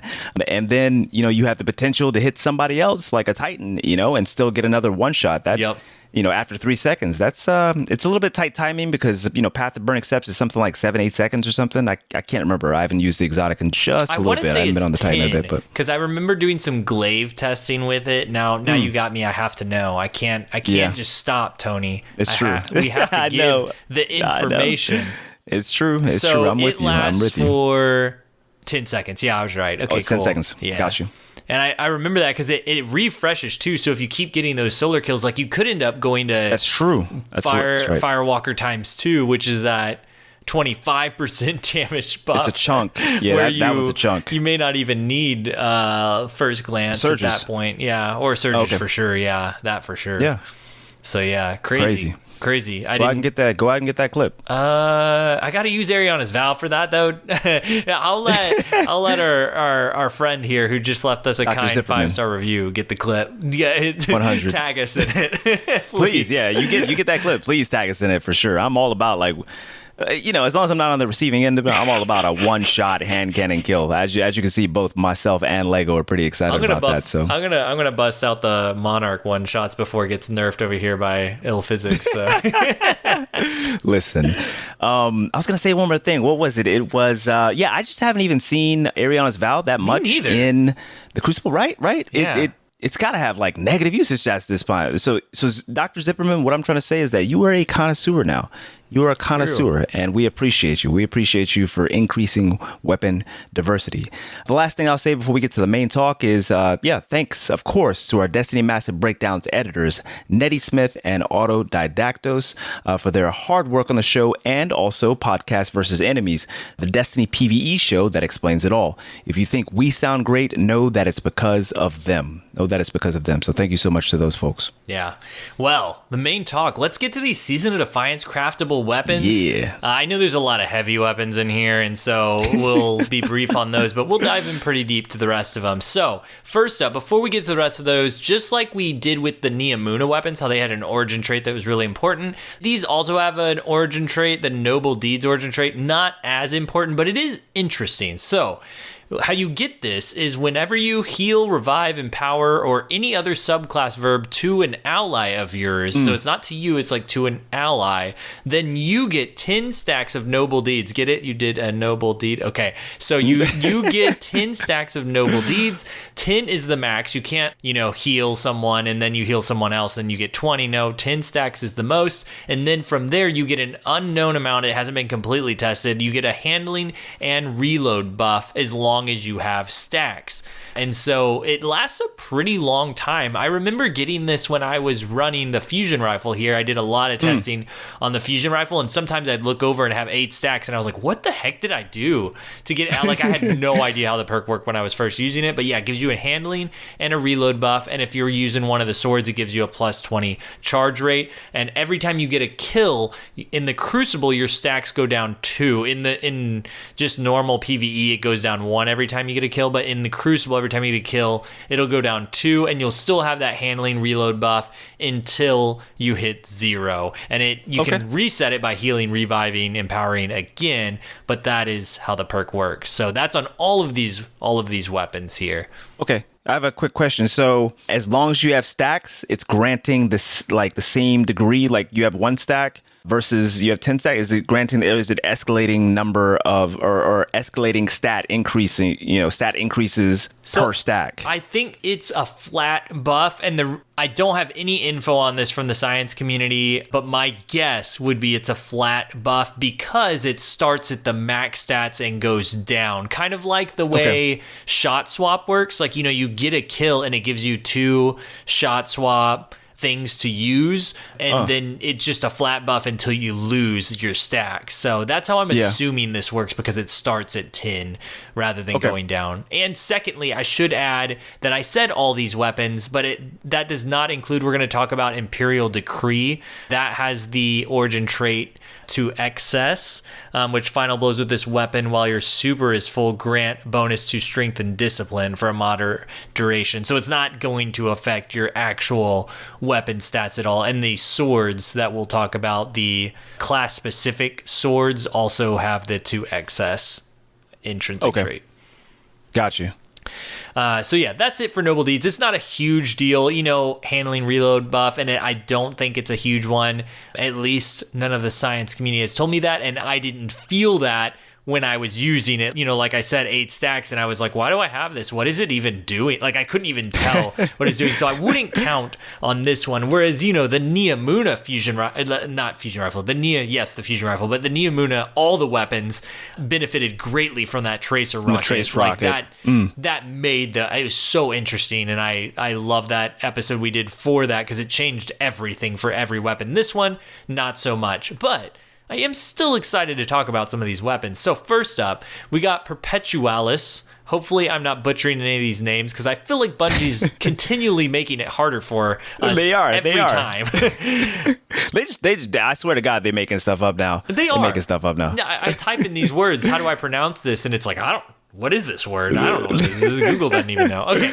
So this is an adaptive frame, 600 RPM strand auto rifle, doing 22.8 crits and 14.3 body shot damage, and that gives it a 0.8 second TTK with 100% headshots required at 10 resil. That's 9 bullets with a 0.8 second TTK. That's not the best time to kill in the world. It's one of the slowest in the auto rifle department, but you're laying out that fire, and we've got some perks here that can up that TTK as well. So first up, let's just go over the stats for a second here, because stats-wise, it's really average, like middle of the road range. Some of the lowest stability and recoil direction. I think it's one saving grace is it has really good aim assist stat. It's the same as the Last Breath from the Prophecy dungeon. So if you're familiar with that auto rifle, it should feel as sticky as that is what I would refer you to. So that makes it interesting for the perks. You're going to have to go hard in stability and recoil direction potentially if those are important to you on an auto rifle. Okay. Yeah, that sounds good. And keep in mind as well, the Last Breath initially came out during Trials of the Nine, right? Mm-hmm. Yeah. Yeah. Well, yeah. There was a reason. Yeah. Yeah. No, that's correct. Yeah. Yeah. I just remember when that first came out and people said it felt like really, really good. I mean, I've used it before as well, and I agree, but it felt really, really good just to use in general. And it was connecting as well. So, maybe that aim assist stat was being beneficial there. But I don't know. I just really like the sight. And I just got off on a tangent. I apologize. We're talking about Perpetualis, and I'm talking about my love for the Last Breath. Continue. I'm sorry, sir. Well, also the Summoner, is the same archetype, and a lot of people have a lot of love for that, and it's kind of jacked. So that's kind of like our reference point for this frame. I'm not a huge lover of this archetype. I know I had a lot of people, whenever I talked about Golden Tricorn initially, I did a huge video on it, and the Summoner is one of the weapons that I talked about it on, and everybody was like, it's so good on the Summoner, and I was like, I just don't really like the Summoner that much, and I feel a little alone in that, but because I had a lot of people. I'm right there with you, honestly. I'm glad I'm not alone here, because I feel like I am on the internet sometimes, where it's just like all my YouTube comments are like, you should give the Summoner another look. It's so good. And I'm like, it's like, it's solid. It feels like a laser beam, but it doesn't do enough damage, and the TTK isn't fast enough. And I feel the same thing about Perpetualis here. But we do have target lock. Target lock only affects TTK, kind of like Immortal, under at 5 resil and under. So you'll have to run 6 or above if you want to avoid a 0.7 second TTK. But then again, 0.7 seconds is not that fast either compared to Immortal. If you're running 4 resil, you're going to get melted at 0.56 seconds. So, and Immortal's hitting at such a far range, this is just no competition in today's meta. That's my summary for target lock. And then Golden Tricorn makes it a little more interesting. At ×1, it's the same thing as target lock, but it's for all resilience levels. So once you get a kill, you can 8 bullet 0.7 seconds any resil. And then if you get ×2 going, it only takes 6 bullets at a 0.5 second TTK. But ×2 is difficult to get. But then again, strand, everything you do kind of counts towards Golden Tricorn ×2. Like if you do a strand grapple melee for your second kill within 7 seconds after you get ×1, then you'll have that 0.5 second time to kill for 10 seconds. That's a really long time. Okay, yeah, that's crazy. Compared to like Immortal, you have to be on your shots, and you can hit that at much further range with Perpetualis. So that's kind of nice, and then you could take it a step further. Like if you really want to go crazy, if you're in an Empowering Rift and you have Golden Tricorn ×2 going, that's 5 bullet kill up to 8 resil for 0.4 seconds. Just a little factoid there. No one's going to be doing that, but it's possible. Are you sure? Having gone through the Golden Tricorn ×2 one-shot hand cannon build we've been trying to accomplish, which involves a rift, it's difficult to the timing of everything. Maybe it'll be easier with this, but that hand cannon's pretty good, and it's difficult for me to pull off. So maybe if I get ill physics running it, it's another story. Man, but I don't know about this. My God, I swear. Okay, now to my favorite damage perk, though.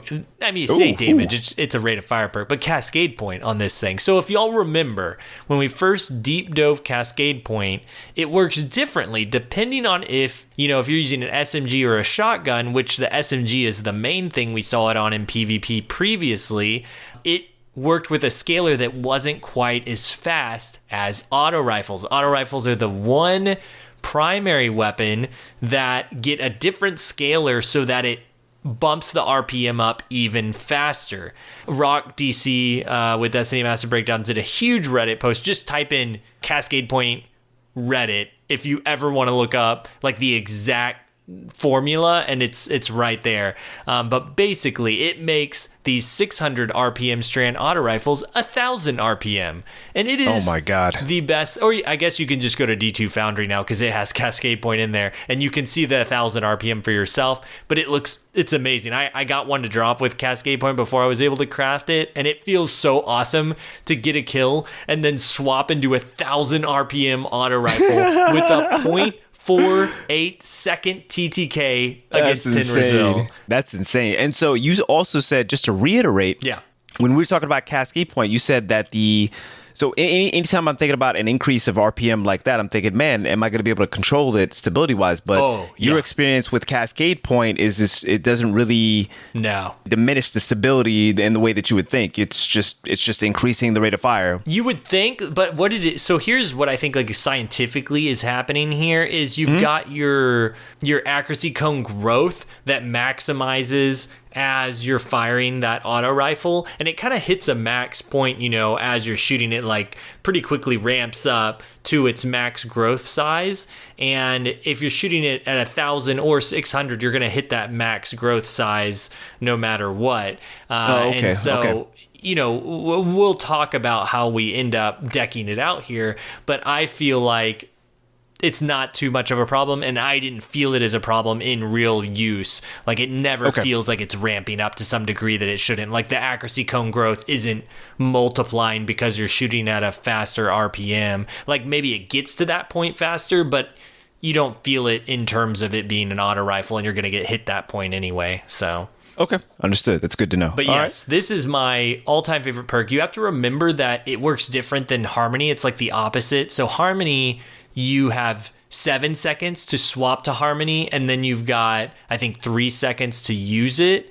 Opposite. You got 3 seconds to swap to it and 7 seconds to use it. So that way you're incentivized to swap to it faster. Whereas Cascade Point is the opposite. You have 5 seconds to hold on to it once you get a kill with your other weapon, and then once you swap to it, you've only got 2 seconds to use it.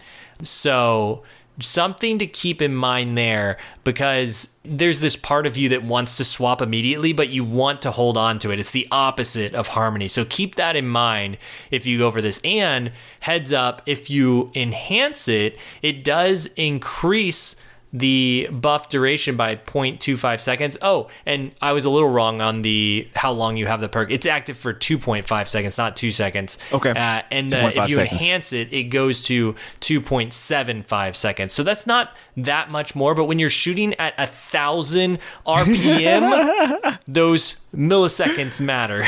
That's all I'll say about that. All right. And then on top of that, there is another perk that I want to bring to everyone's attention here, and that is Envious Assassin.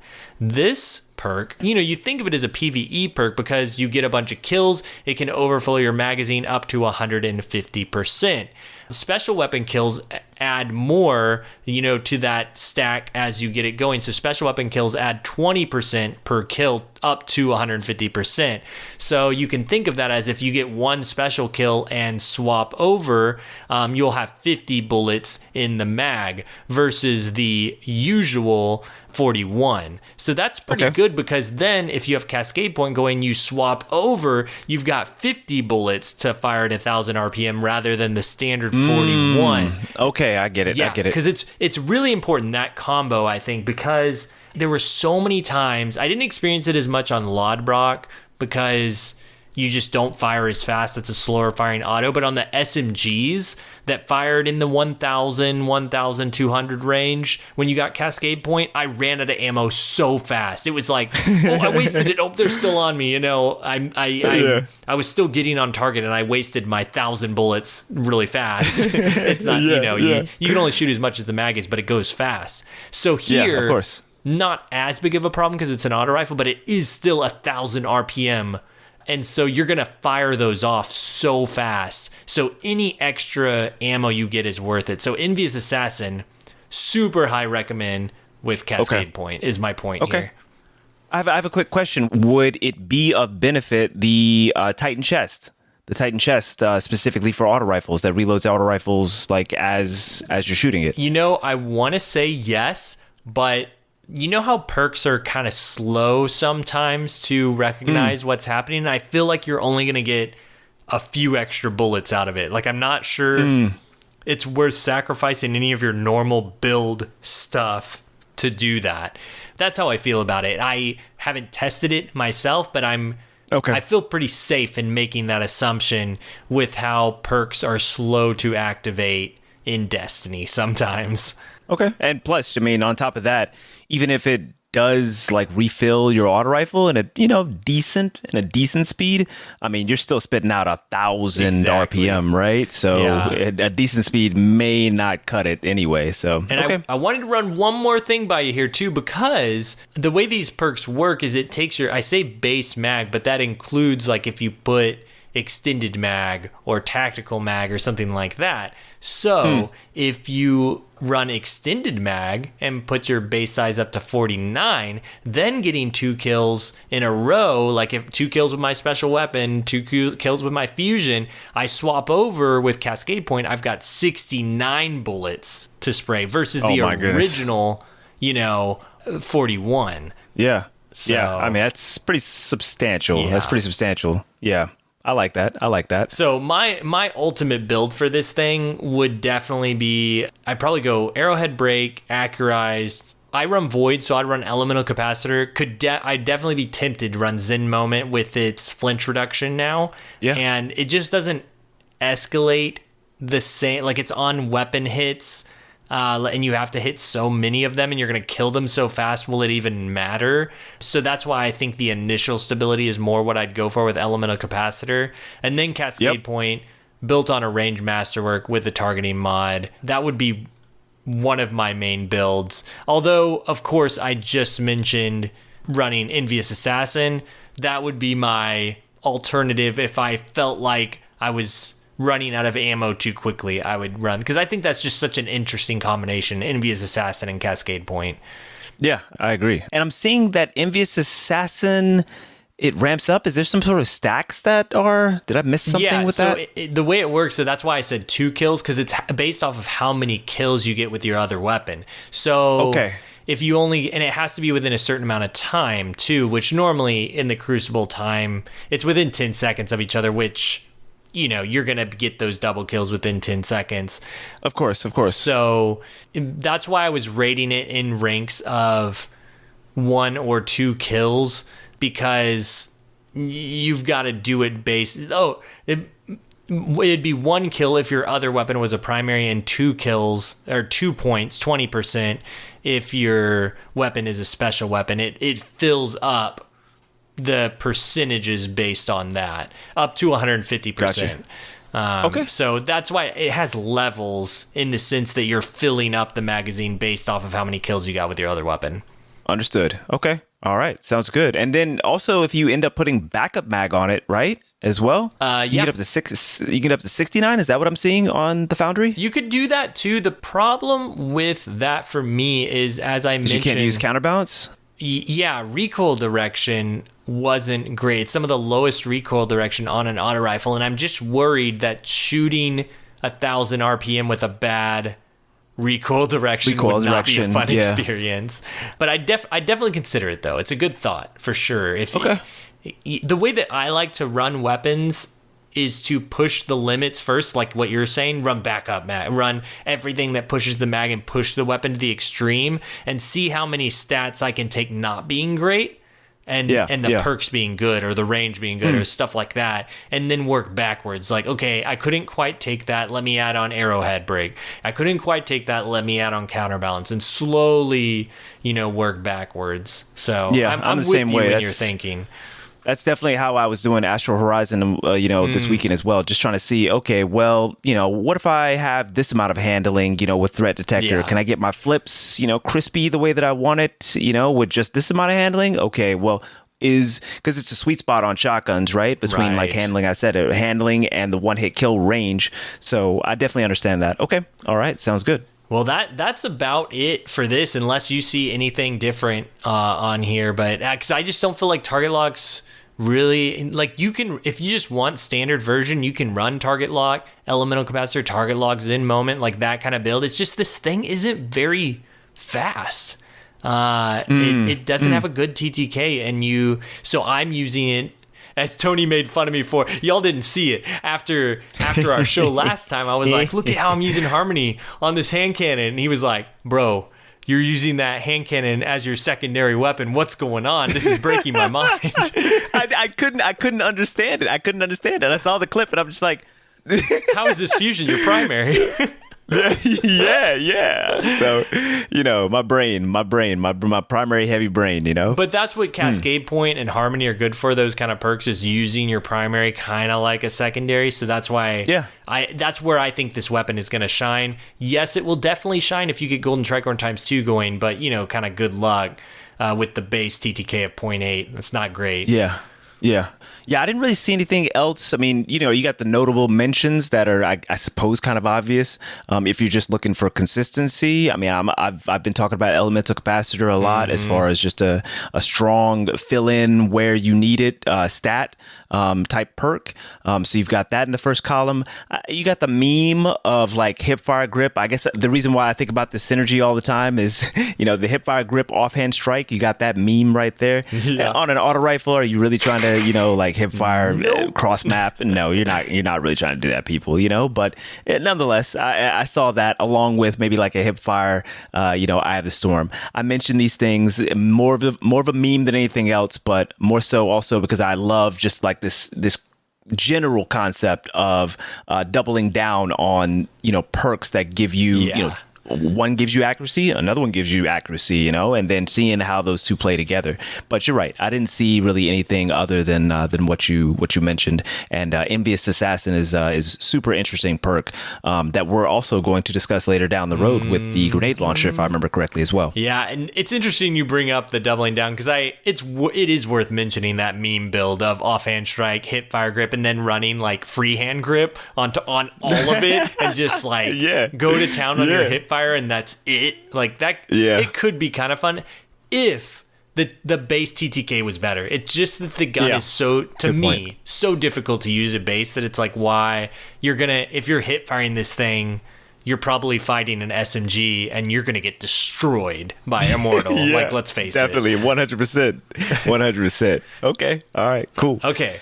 All right. What we got next? Raconteur. This I'm actually pretty excited about this one, by the way. Like I'm not they started getting me on bows. Oh, here we go. I'm actually kind of feeling they actually like somebody donated something like that. I remember. Got me to put on a bow for like 3 games. Under your skin. I enjoyed it. Yeah. I enjoyed it. And then Tom Cruise Missile is from the Destiny Massive Breakdowns community, right? Is a big bow main, and I have another community member who's also a mod, Chloe. She's a big bow main, and they just go back and forth, and I see these and they just get me thinking, and I'm here and I'm talking to you and I'm just thinking.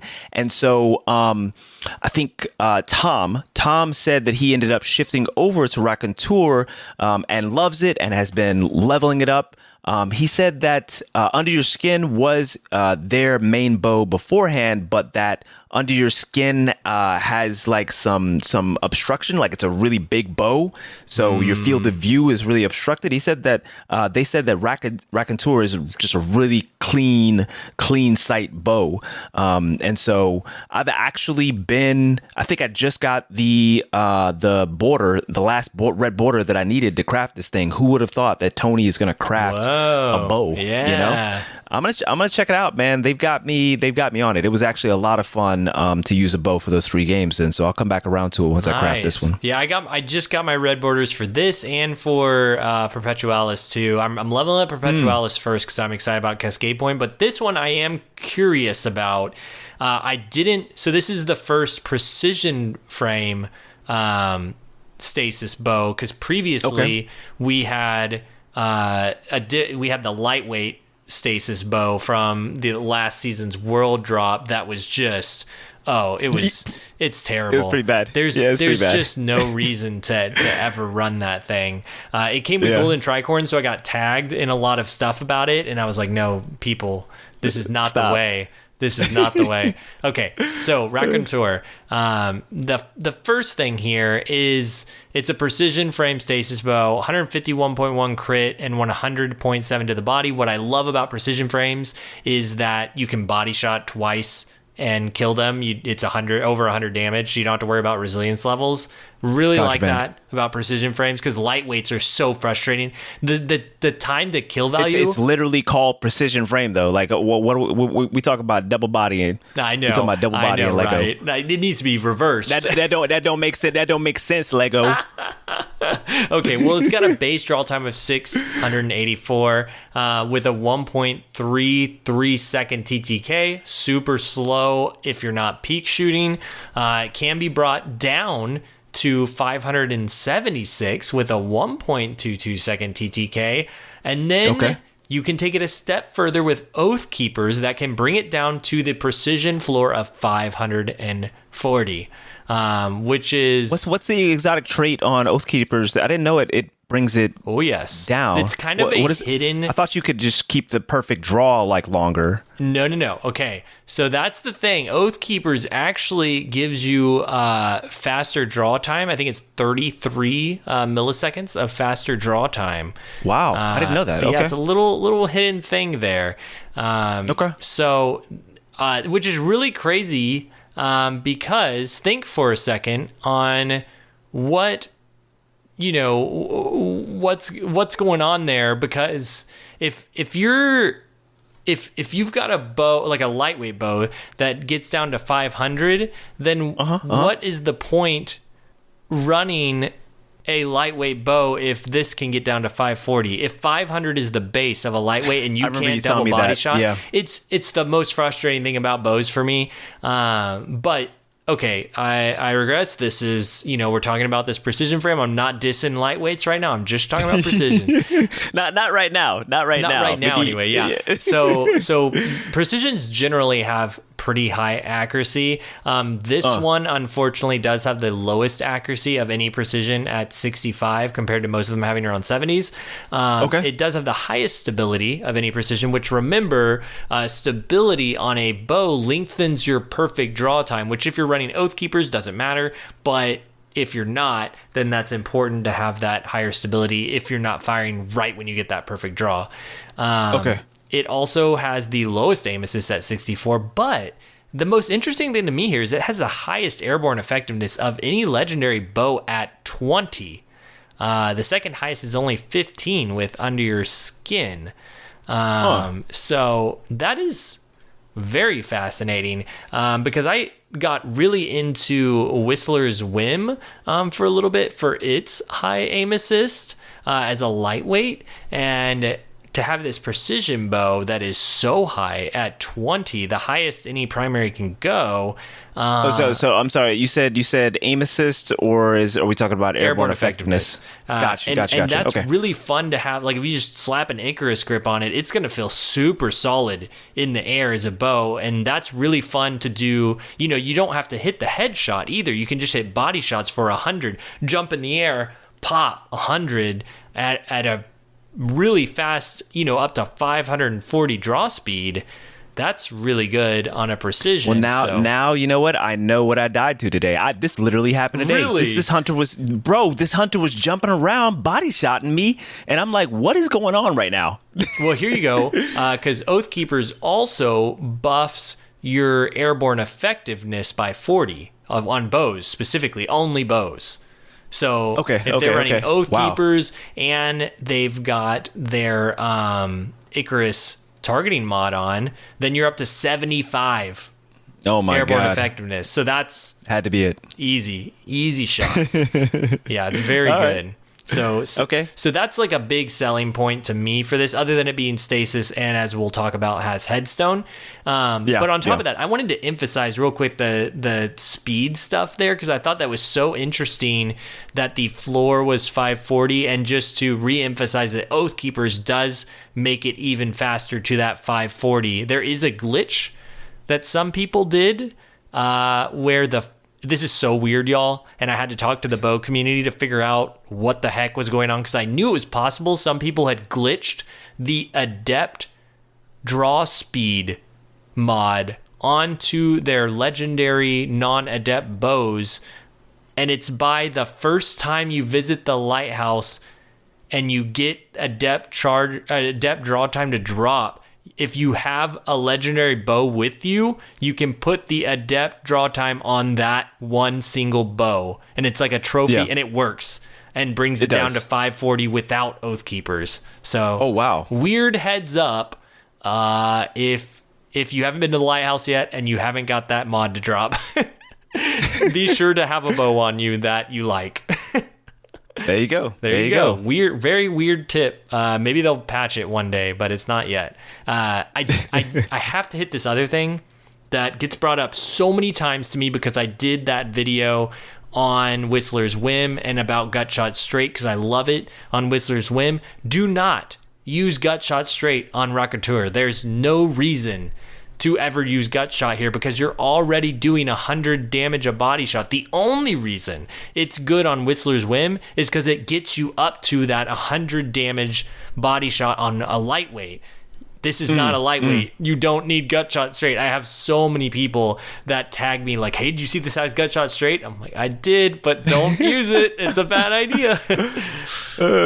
So we're talking about the difference between lightweight, bows and precision bows, for example, and the fact that you don't need gut shot straight to do what gut shot straight does on lightweights. Exactly. You don't need it on precisions. Precisions are doing it just at base. Yes. All you're doing is hurting your aim assist cone size big time, so don't do it. Got you. Yeah, understood. What I did think was interesting, some other perks on here, I talked about that 540 base, but if you use perks that affect your scalar, like affect your draw speed in a scalar, like Successful Warm-Up does, which is a 37.5% decreased draw time, then that will push past the 540 floor even faster. So just a heads up that if you use that, you are firing much, much faster and going past that 540 floor. So that is definitely an option you should look out for. I know some people are going to try to look for damage stacking perks here. We've got Rampage. I don't know that I would go that route. It would take so much. You'd have to get to Rampage times 3 before you would one shot, and that would be a over 200 damage shot, but who's getting 3 kills, with this bow within 4.5 seconds of each other? That's very difficult. You could get Rampage times 2, just 2 kills with the bow, and have a Surge mod times 3. That would let you one shot up to 6 Resil, but even that, pretty tough to do with a bow. Yeah. Okay. All right, that sounds good. And you mentioned Eye of the Storm? Yeah. I wrote down Eye of the Storm because I was like, that's such an interesting, because you normally, anything with charge or draw time that has Eye of the Storm on it piques my interest because I'm like, oh, I probably got shot at while I was drawing. And if that's giving me that up to minus 40% accuracy cone size. And minus 17% accuracy cone growth, mainly the initial cone size for this one. And that's as your health decreases below 156 HP. So could be a pretty strong perk on here. And if it wasn't for Headstone, would be the perk I would go for probably with my playstyle. I'm not a speedy bow guy. It's just really difficult to get that to work for me. I know I mentioned Successful Warm-Up. We've also got Archer's Tempo that is a draw time multiplier as well. So those two perks, you could combine those together to just speedy, just go at it. But yeah, Eye of the Storm and Headstone are going to be my two that I'm really eyeing here. I like the way that you put in parentheses right here. Honestly, run Archer Tempo if you're normal. Yeah, if you're not like me, so I'll get to why that is in a second. So, okay, if you're speccing this out to get the fastest draw time, you want Elastic String. It costs your accuracy, but you've got a lot of accuracy on precisions, and this gives you a ton of draw time. Then Fiberglass Arrow Shaft. That's plus 15 accuracy to make up for running Elastic String, and then gives you minus 5 stability. I know some people like their stability, that perfect draw time. Honestly, I'm just shooting it as soon as I draw it. I feel like that's the rhythm that you need for a bow. And then draw time masterwork. And then here's where it gets weird. So that puts you at that not 540, but 576. If you're running Oathkeepers, 540. And then for the perks. I personally, I know I'm not seeing what I'm seeing right now. Yeah. I know I'm not seeing a blinting. I know you didn't just... No. So it sounds like a blinting thing, but it's not. So I'm thinking Shot Swap and Headstone. I think this is why I put in parentheses. If you're normal, run Archer's Tempo because you're going to be going for those shots to get Headstone. For me, though, I really like the idea of running a backup plan fusion rifle or a shotgun that has threat detector, something with super high handling on it. And the problem with swapping to it, though, when I'm in a pinch, because I use a bow for my mid to long range, and then I swap to my special weapon when I'm in a pinch. So the problem is, even if my special weapon has something like backup plan, which gives me 100 handling, my stow speed is going to be slow on this bow. Yeah. But if I get a kill and get that headstone up, someone starts pushing me, I got shot swap, 100 stone ready speed, throw that thing down, bust out 100 handling, backup plan fusion rifle and melt them right there, or my 100 handling shotgun, whatever it is. You want to get to that as quickly as possible, and shot swap would let you do that. Because the handling, is not, without shot swap, I'm at 61 here. That's not great. So I think shot swap is a very interesting option. I know it's not going to be for everyone, but I would for sure, I didn't mention it, but I'd run an Icarus grip as well. You could run the quick access sling to like get that extra multiplier on there, but it's difficult to pass up and double down on the airborne effectiveness that it already has. So that's how I think I'd run it. Shot swap and headstone with the Icarus mod. Okay. Yeah, the only perk that I saw on this that we haven't mentioned that I'm just, I guess, curious about is surplus. I've been looking at surplus a lot lately. Bows operate in kind of like, I mean, obviously not sniper ranges. It can operate in sniper ranges if you've got like a really, really accurate one. I mean, not really, just not really. Y'all know what I mean. I'm just saying that it's so far off, that you don't need to use your abilities, basically. That's why I love surplus on snipers, but I hate it on shotguns. On shotguns, I'm using all my abilities to try to stay alive in those close quarters where things just get kind of rowdy, right? But on a sniper, I don't have to use my abilities. I'm so far off. I'm in a good spot. I'm safe. I can hold that, and I can benefit from the snappiness of surplus or whatever other benefit to stability or reload that I want for that particular weapon. And so I'm seeing, me, I'm a handling guy. I like things snappy. I'm seeing surplus on this. I know that, of course, stasis, you get multiple melees, for example, on Hunter with the Shuriken, or if you're on Hunter, you like Strand or Warlock Strand, you're getting like multiple melees and things like that. So would it actually benefit us on a bow here, especially if you... Yes, I'm really glad you brought this up because I kind of skipped over it. I was leaning real heavy into the hot swapping, and that's why I'm here, baby. You could kind of do that with surplus anyway. Like if you just had 2 abilities up, and like you said, if you're running Strand, you got 3 all the time. That's 100 handling right there. Or even if you have 2, that's 86 handling. That's pretty good. And then on top of that, it ups your reload speed when you got surplus going. Oh, yeah, that's right. Reload speed will knock your arrows faster. Now, this is another thing like kind of the speed of the charge time. Arrows only knock faster with your reload speed up to 80. So 80 is the like cutoff point. You won't knock your arrows any faster, but even surplus times 2 gets you up to 65 reload speed. And then if you hit surplus times 3, that's 90. So you're just above with that 100 handling.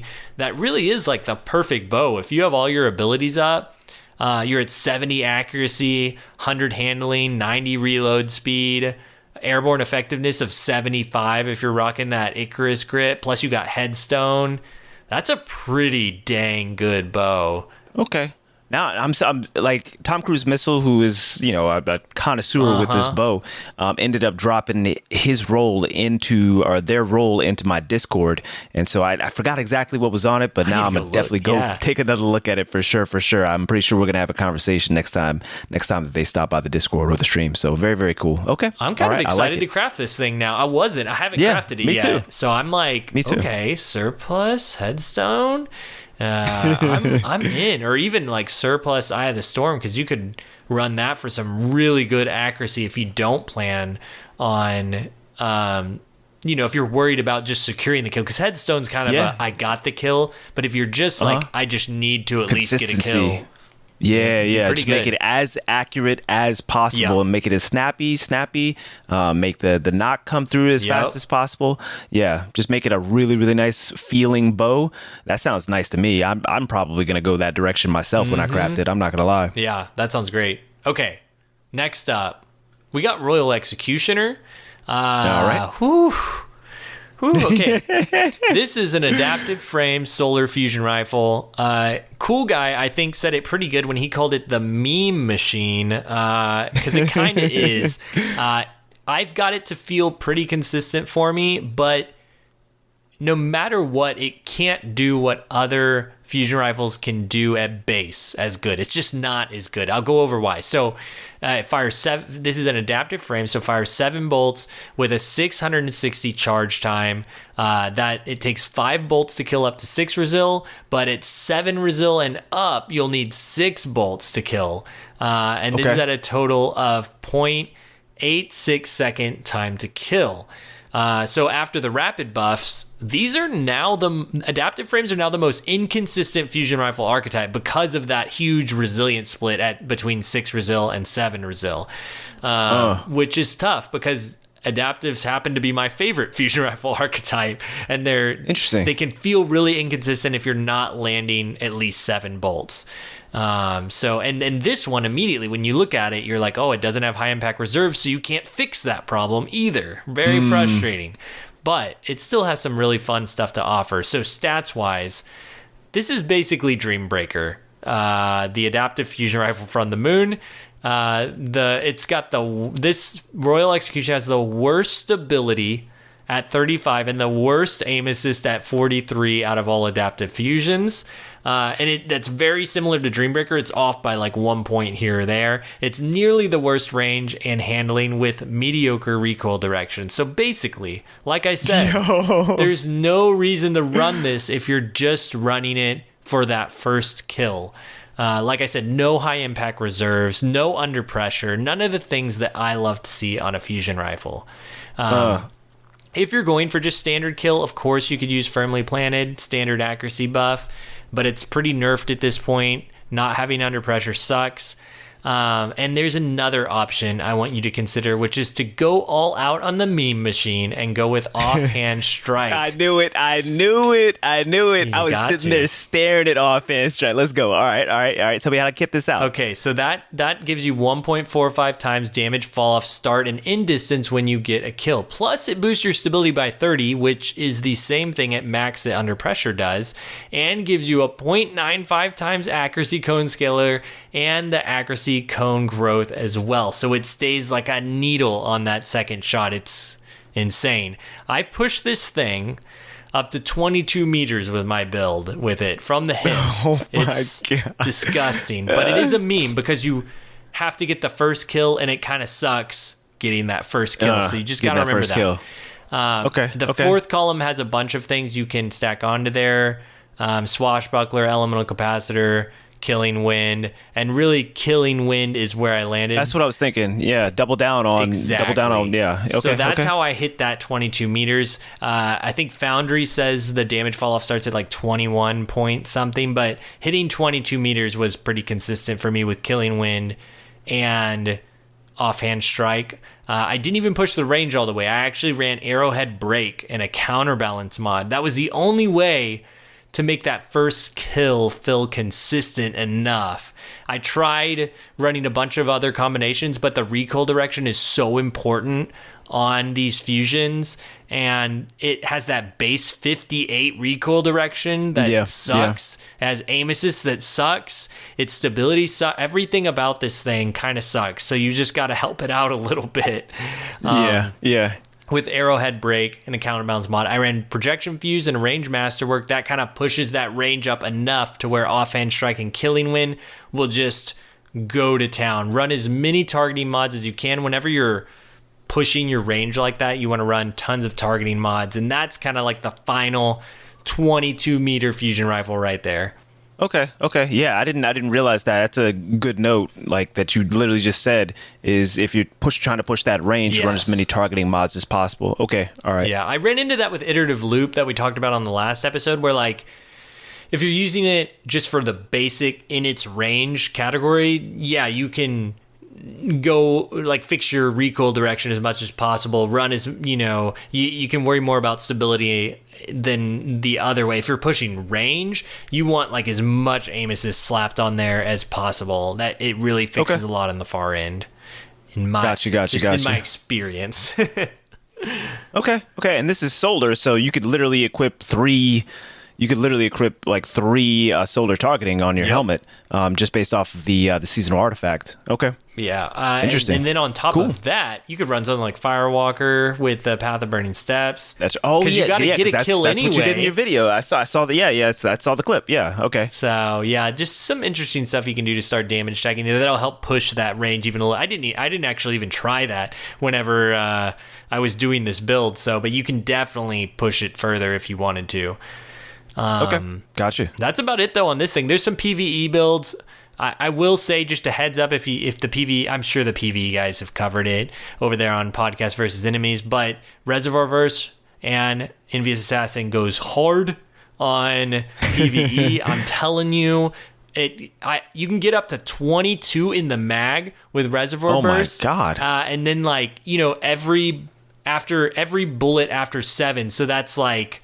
It's like 13 shots or something. I think even like 15 shots of Reservoir Burst. And remember, Reservoir Burst isn't just the explosion. You're doing 25% extra damage on every shot. So this doesn't apply to PvP, obviously. I just got to let you know if you're listening to this and you haven't tried that. I think it's a competitor for the best PvE fusion rifle in the game. It's really, really good. Yeah. What was the previous kind of King Queen of it? Was it the Midas Reckoning? No. Riptide, and for PvE, Riptide and Iterative Loop because of Volt Shot. So Iterative Loop with Volt Shot and Riptide with Chill Clip are just super easy for taking out bigger enemies. Like Volt Shot is the boss damage one, and then Riptide is great for champions and when you need to stun something, and freeze them real fast. But this is good for ad clearing and just general room destruction. Plus that 25% extra damage on Reservoir Burst all the time is just more helpful for bigger enemies. It won't stun them like Riptide will. So there's your give and take. What are you trying to do? And Royal Executioner can kind of do it all. So. Well, I mean, Royal Executioner, by the way, is a solar weapon. You could run the Riptide too, baby. Oh, yeah, you could run both, actually. That would be something. That's actually, if we ever get something, because you know how they used to buff certain weapons on that? Like, we had that one we got where fusion rifles were doing a huge buff for a little while and everybody's using their null composure and everything. Yeah, if we got something that again, running Riptide and Royal Executioner together, oh my gosh. Disgusting.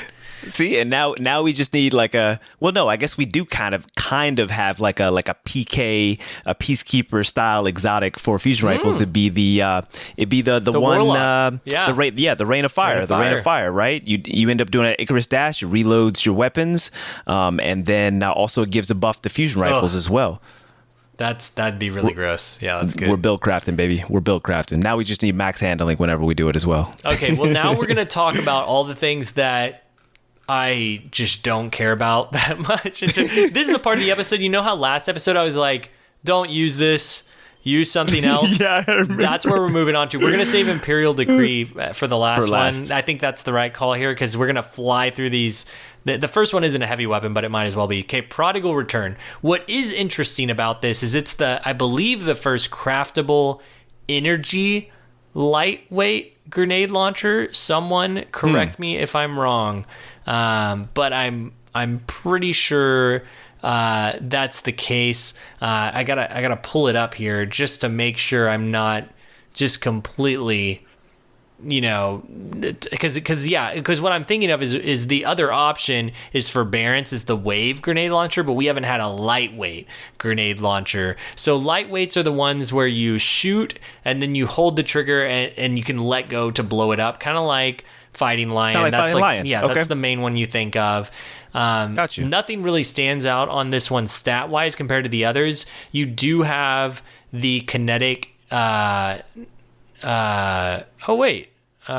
wrong about this, actually. I thought that we already had a kinetic one that you could craft. Oh, we do. Okay, Zers. Yeah, Pardon Our Dust is the kinetic one. I knew there was one. It wasn't with all the other kinetic ones as I was looking at it. So Pardon Our Dust is a kinetic version, and then the energy version, this is the Prodigal Return, our first energy lightweight that you can craft so you can get exactly what you want on it. So I say I'm not interested in it, but I know there's going to be some people out there that like the Fighting Lion playstyle that don't want it. Like maybe they have a kinetic exotic that they like using, but they like the Fighting Lion playstyle. So this is for you.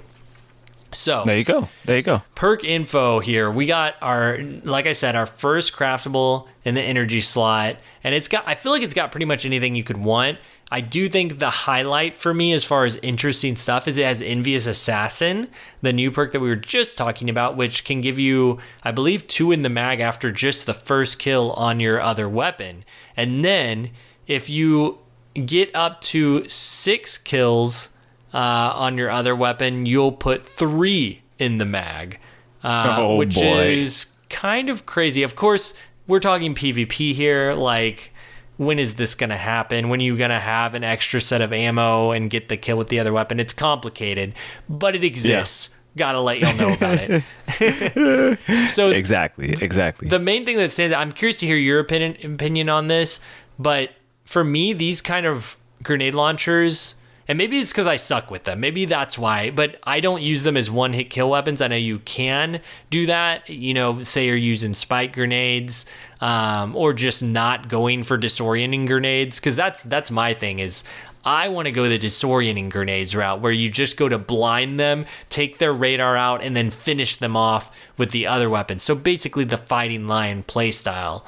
That's how I would use this thing. But I know there's others that might be going for the one-shot, using spike grenades if you want to. It's very difficult to do, but I feel like it happens to me all the time. I know. I feel the same exact way. It's like how Fighting Lion sometimes can one-shot, or maybe it could in the past, but it was like rare. I feel like I would just always get one-shot by it. Yeah. You know, I feel like why me? Like, why me? You know me, I'm not a GL guy. Anytime I talk about GLs, it's my friend Amory. She's like a GL, and specifically, she's a Fighting Lion connoisseur. So she gives me all my GL information. So I can't really say too much. One thing I will say, you said that this kind of has everything that you would want on it, and like the 2 perks that I don't see on this, and again, you GL people say I take this with a grain of salt. I'm not a GL person, but it's always about the reload perks, right? So it's the auto loading and it's the slide shot. It's the auto loading and the slide shot. So you do, of course, have your Envious Assassin. You do, of course, have to a lesser degree your Lead from Gold. I believe it just fills it. Whenever you pick up heavy ammo, I just mentioning it for completeness because it kind of does like give you a reload, but obviously under certain very, very nuanced situations. But anyway, so those are 2 perks that I don't see up here that are very popular amongst GL mains that I've seen. I personally am just like you. I see GLs as a blinting weapon, right? Yeah. I see it as a blinting weapon, especially since they have taken away so much of the ability of just your normal GL from securing that one-hit kill, right? So disorienting grenades looks great for me. Obviously, you can rock with your proximity, you can rock with your spike, and when I say that along with disruption break. But me too. You could obviously do one of those other ones with it, but I guess proximity grenades, see, this is because I don't know much about it. Like, this is a lightweight frame, right? And it's remote detonation. Yeah, you don't want to use How does that end up? Exactly. How does that end up actually playing with proxy nades? That actually seems counterintuitive. So maybe like the spike or the blinding, but the disorienting, I should say, along with disruption break. Yeah, that sounds evil. That's what I think I would end up using. Like, you're less likely to break that shield if you're running disorienting grenades, is something to keep in mind. You don't have that blast radius for it, but I would still run it because there's nothing else in that column that's worth running. Because if you're running disorienting grenades, none of these, like, maybe you're not going to get a kill with this, so demo doesn't matter. You're also not going to be stacking enough damage to get a kill for it, so Adrenaline Harmony, none of that matters. Rampage doesn't matter. Volt Shot doesn't matter. Why? You should just run Disruption Break just in case you break someone's shields, just in case. Yeah, so if you're running, I'm talking disorienting grenades specifically, because otherwise you run spike grenades, and then you definitely want Disruption Break. True. So yeah, that synergy is there. The main question for me is the first column. I think quick launch is what I would do with a velocity masterwork, because that keeps if you're running spike, keeps your blast radius at 100, velocity 93. Like, this is all great. The main thing is that first column, and I think quick launch is it for me. And the third column, because there's all these options for like shot swap, but they require kill, lead from gold. No PvP. None of these, of course. Like, just, you're not gonna turnabout. You're not gonna kill a guardian in their super to grant you an overshield. Like, none of this is gonna happen. So maybe field prep, if you, like you said, reload is the problem. Yes, I was gonna mention that. But here we go. Yep. So why would you do that versus using Envious Assassin? No, I agree with you. I'm with you. And then you swap. Yeah. You use Disruption Break, get the kill. Whether disorienting or spike, you shoot, get Disruption Break, swap, get the kill, and then come back. The Envious Assassin got you reloaded. And I'm not sure if you're on 0 if that takes you to 2 or not, but that would be really cool if it did. Not that you'd have the ammo for that anyway, but at least if it reloaded. yeah, that's a good point. That's a good point too. Man, we just keep on putting these qualifiers trying to make this thing good, man. I know. Well, like I said, for those looking for this blinking kind of tool that don't want to use Fighting Line, just go use Fighting Line. No, I'm just kidding. But honestly, like, why are you doing it? And like you said, Pardon Our Dust in the kinetic slug has that thing you were talking about. Mm-hmm. It has auto-loading holster. So, I don't know. Yeah, and maybe there's something about arc as well. There might be something about arc. I can't think about it off the top. I can't think off the top of my head, but maybe there's something about the fact that it's arc and you want an arc weapon. There was one more thing I was going to say. This is kind of a side note. Man, if they ever put like impulse amplifier on one of these things, oh my God, that's going to be scary. If folks don't know what I'm talking about with impulse amplifier, it greatly increases your velocity. So if they were to throw that in like the second column, right? Because you'd probably still want some sort of like auto-loading, style perk.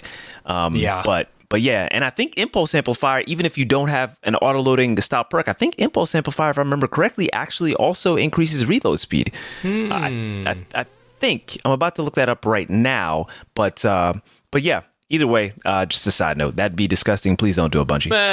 Well, it's good you bring that up. So it does increase.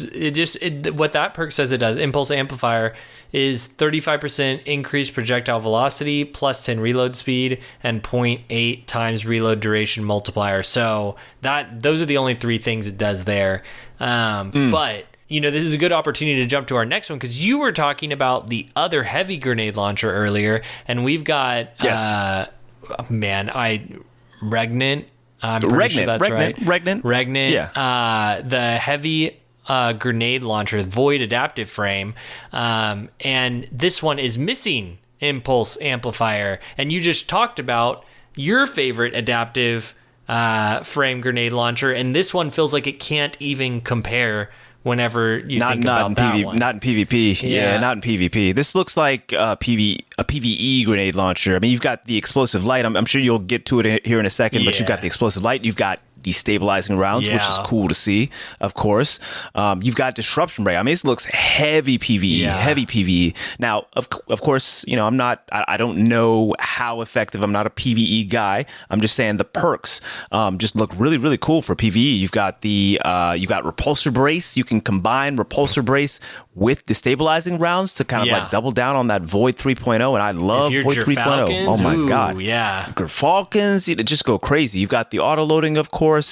This is a heavy GL, so I mean, pick your poison, of course. I'd probably, just because Repulsor Brace is so cool, and I love Falcons, and I love Void 3.0, I'd still pick Repulsor Brace, but this looks like a pretty heavy, like, PvE weapon. But go ahead and continue. Yeah, well, I was just going to point out, Rangefinder is on this thing, and that does increase projectile speed by 5%. You really aiming down sight with a GL Lego? Yeah, I guess you're right. We're hip firing this thing. It's just really you should run shot swap, so that way when you get the kill, you can swap off it as fast as possible. I think that is hands down the PvP perk to go for here. Yeah, I feel it. And then destabilizing rounds is probably the last column. Like, you could use disruption break if you're worried about cleaning up, or unrelenting if you need to, because that'll heal you after your second kill with it if you do it fast enough. I do have one with Cascade Point that is pretty fun actually in PvP. I know it's dumb, but you know, it happens. That's the meme. Yeah, that's the meme. I like it. But yeah, I'd probably run linear compensator and high explosive ordnance, I think, for just that even blast radius and velocity with a velocity masterwork on top of that. I know some will say that I think velocity is all you want, and I could understand that for sure, but I don't feel like velocity has taken any major hits here for me. I'm just not super upping it with like hard launch, which, you know, I wouldn't blame anyone for doing that for sure. Yeah, and keep in mind as well that okay, you got the meme here as well. The first thing that I saw when I saw this was for PvP specifically is explosive light. You know, you pick up an orb. Yeah, that's true. You end up getting that increased blast radius and damage. Plus, on top of that, if you pick up the orb after, let me see, if you pick up the orb, I guess, yeah. Well, no, you just pick up the orb anytime because you pick up as long as you're alive. Yeah. So you pick up the orb and you get potentially explosive light. You can pick up the heavy before the orb or after the orb. And then on top of that, you pick up the orb and you have a surge. You have a surge, right? So that's a lot of damage. It's a lot of damage. I mean, I don't know if you could take self damage off this thing, but it seemed like you you might, from the amount of damage you might do with this thing. So I found that kind of fascinating. Is all I'm saying. And grenade launchers doing 52% extra damage with that explosive light versus rocket launchers only 25%. Yep, it's different. Yep, it's a little different. That's pretty good. So. Yeah, but either way, let's be real. Memory interdict people. Just that's the grenade launcher. I think I might go with that explosive light one though. If I end up crafting one of these, like for now, you know, until like I kind of like that idea because I feel like I'm always picking up an orb, especially in like sixes and stuff. So I'm into it. Yeah. Exactly. By the time like heavy comes around, somebody's gonna have like a well or a bubble at that time as well. So I mean, how many times do we see like a well get placed on heavy in sixes or like a bubble get placed on heavy? And with the relentless, because heavy comes up multiple times, right? I think in the relentless rotator zone control. If it's any different, interesting. Yeah, I feel like it came up multiple times in a game. Yeah, that makes sense as well. Yeah, so I don't know. It's just something different. I think it'd be really fun to mess with, and if I end up getting like an explosive light one with maybe like procs or spike, I might have to meme with it for a little bit. So okay, well let's talk about these swords real quick. I'm just gonna fly through them real quick. Sounds good. There's basically two things you should know. One is there's 4 swords, if you can believe it. I can't believe we're talking swords on Destiny Massive Breakdowns. So we got Caretaker Sword. That's like the main one that you see on the main helm screen when you go to craft. Like you can buy the red borders for it once a week. And then in the same engram pool as Imperial Decree, you've got your class item swords. So Throne Cleaver, Death's Razor, and Gold Tusk. These are all from Menagerie, just like Imperial Decree. But they updated the perk pools to them. And the main thing that I want you to know about is Valiant Charge. This perk gives it, it's hilarious. So just like Eager Edge, it's the same lunge distance. It launches you 80% further on your lunge, and this includes your heavy lunge. So specifically for Throne Cleaver, the Titan one, if you haven't seen a clip yet of somebody using Valiant Charge on Throne Cleaver, it is hilarious to do the big heavy sword slam down, like just like 15 meters out. It looks so funny. So what you got to do is you got to block for just 1 second, and then you have that lunge distance. So it's not about swapping like Eager Edge. You just have the sword out, block, lunge. It's absolutely incredible. And every one of these swords has it. Caretaker, Throne Cleaver, Death's Razor, and Gold Tusk. You just put on that you're in for a good time. It's really, really fun. All right. So that is like my main takeaway here. The only other thing I wanted to say is for Caretaker, it has different guards available. All the other ones are set. But I would say run the heavy guard because it gives you like an equal level of guard efficiency, guard resistance, and guard endurance. And if you're going for that Valiant Charge thing where you have to block for a second, you want to block and take as little damage as possible and let it take as little energy as possible. Heavy guard is what's going to do that for you. And then lastly, might as well run Jagged Edge because no matter what your ammo capacity, you're only going to pick up 6. I messed around with it in the Crucible for a while in a private match just a second ago, and I was like, it's 6 no matter what I do this thing. So you might as well get as much damage as possible. Exactly. Might as well. Gotcha. Okay. And that's it. There's nothing really. Whatever you run it. Oh, I guess I should say Tireless Blade if the option is available. You've got it on Caretaker. You've got it on Throne Cleaver. You've got it on Death's Razor. The only one that you can't get it on is Gold Tusk because it's in the same column as Valiant Charge. So you have to pick and choose. But all the others run Tireless Blade because swords are refunded 1 ammo after every other powered kill. So very helpful. Okay. And man, like I'm pretty sure I've been killed by Valiant Charge and didn't even realize it. Dude, it's so funny. Yeah, because before research for today, I didn't even know this perk existed. Oh, yeah. You know, I don't pay attention to swords too much, but receiving damage. Yeah, I know. And you know, I'm gonna definitely try to put damage in on somebody if I see him. I didn't even know half the time that does it proc when it's stowed? Receiving damage while while guarding while guarding temporarily increases sword lunge distance. That'd be crazy if it did it. Yeah. It's pretty crazy as it is. A Titan whips out a sword, you just see him come towards you like King Arthur. Mm-hmm. Oh man, crazy. Okay. Love it. Love these perks. Well, let's move on to the moment we've all been waiting for. We've all been waiting for. I have. So we talked about it a little bit already, but Imperial Decree, the aggressive frame shotgun, 55 RPM. Stats wise, it's basically Astral Horizon at home, with slightly better stats in a lot of places. Imperial's 1 better stat in range handling and aim assist, and 2 better in airborne effectiveness. So the big question that we're here to ask is, should you run this or should you run Astral? Or if you can't get Astral, how should you craft it? Yeah. I think there's some interesting stuff here. Third column has threat detector, surplus, slide shot, but also a combo I think you mentioned earlier. It has pugilist and swashbuckler in the fourth, so pugilist swashbuckler combo. But also fourth column has opening shot. So yep, the classic. Lots of options here.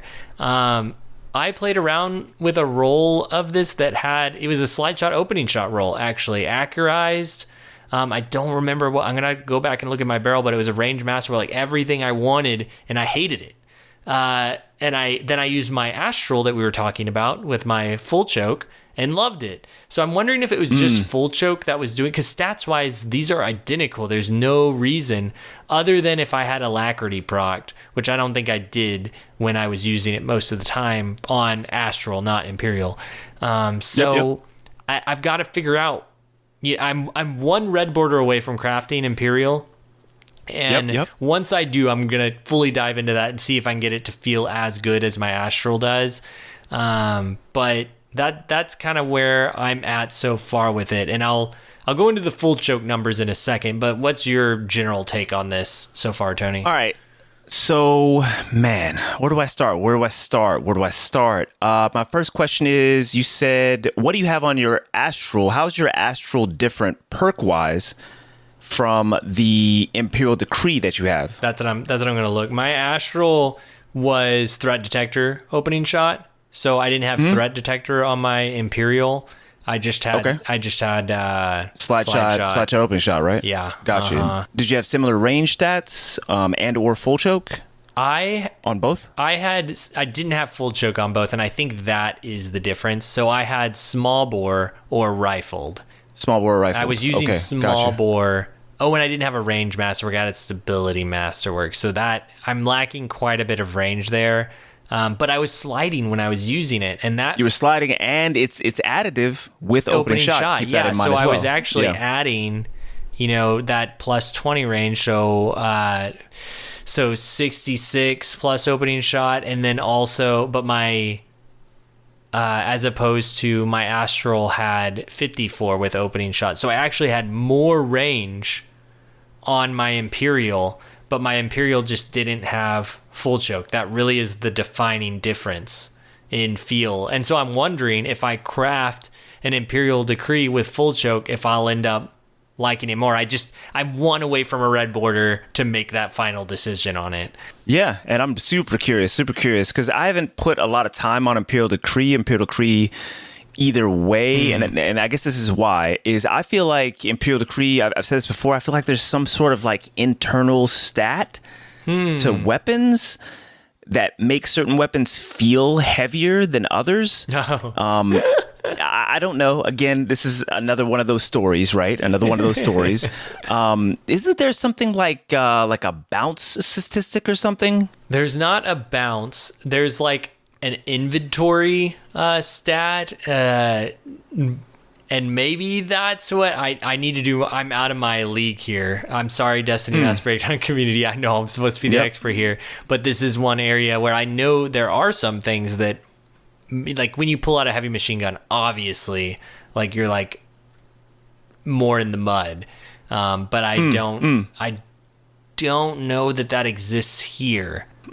Yeah. So, I mean, anecdotally, like I feel like Imperial Decree is just heavier, it's just heavier. When I try to pull it out, it could have, like, I have it crafted, and I have God roll, like a God roll Astral exactly crafted the exact way. I'm sorry, that dropped RNG wise exactly the way that I have my Imperial Decree crafted.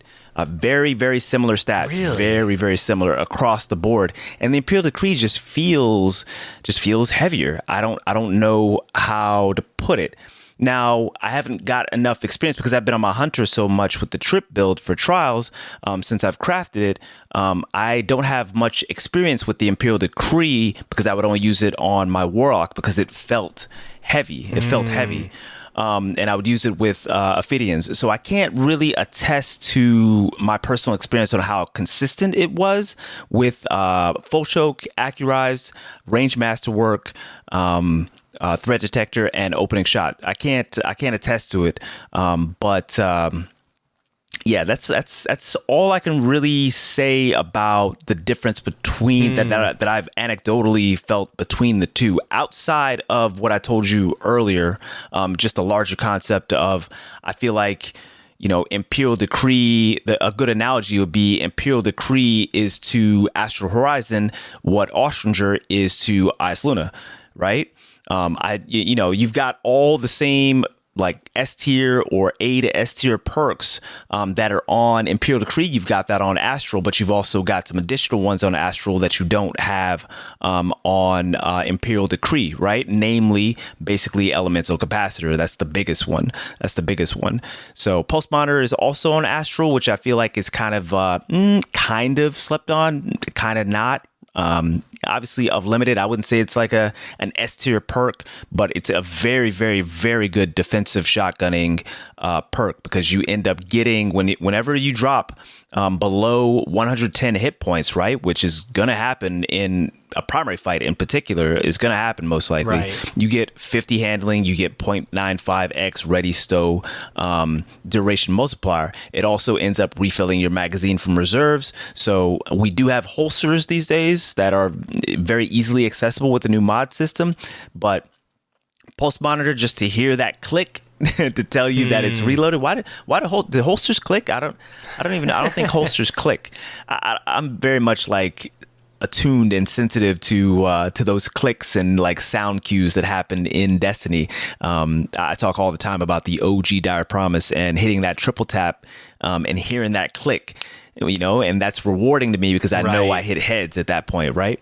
But anyway, I wouldn't say Pulse Monitor is particularly like slept on per se, but it is nice. It is nice, and it is nice to see on Astral Horizon. But basically, Elemental Capacitor basically is that big one that's on Astral Right. that you won't find on Imperial Decree, right? So I would have loved to see that on Imperial Decree. Oh my God, if I could have crafted that with, and on top of that, you get even more handling, right? You get that +5 across all the stats that you are given based on the elemental subclass that you equip. So if you're going to get 20 stability for being on Void, which, who cares about that on a shotgun, you'd end up getting 25. 50 handling becomes 55.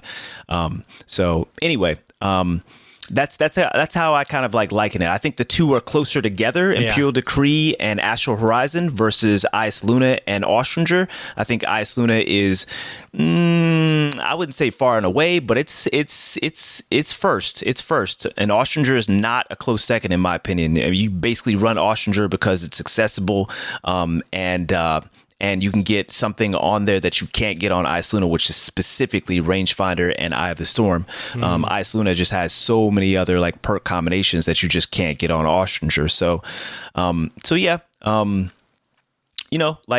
Both great. You said it exactly right. It's just if you can't get an Astral, or you can't get the Astral that you want, Imperial Decree is highly accessible and has just about everything that you would want on it, Right. In comparison to an Adept Astral Horizon.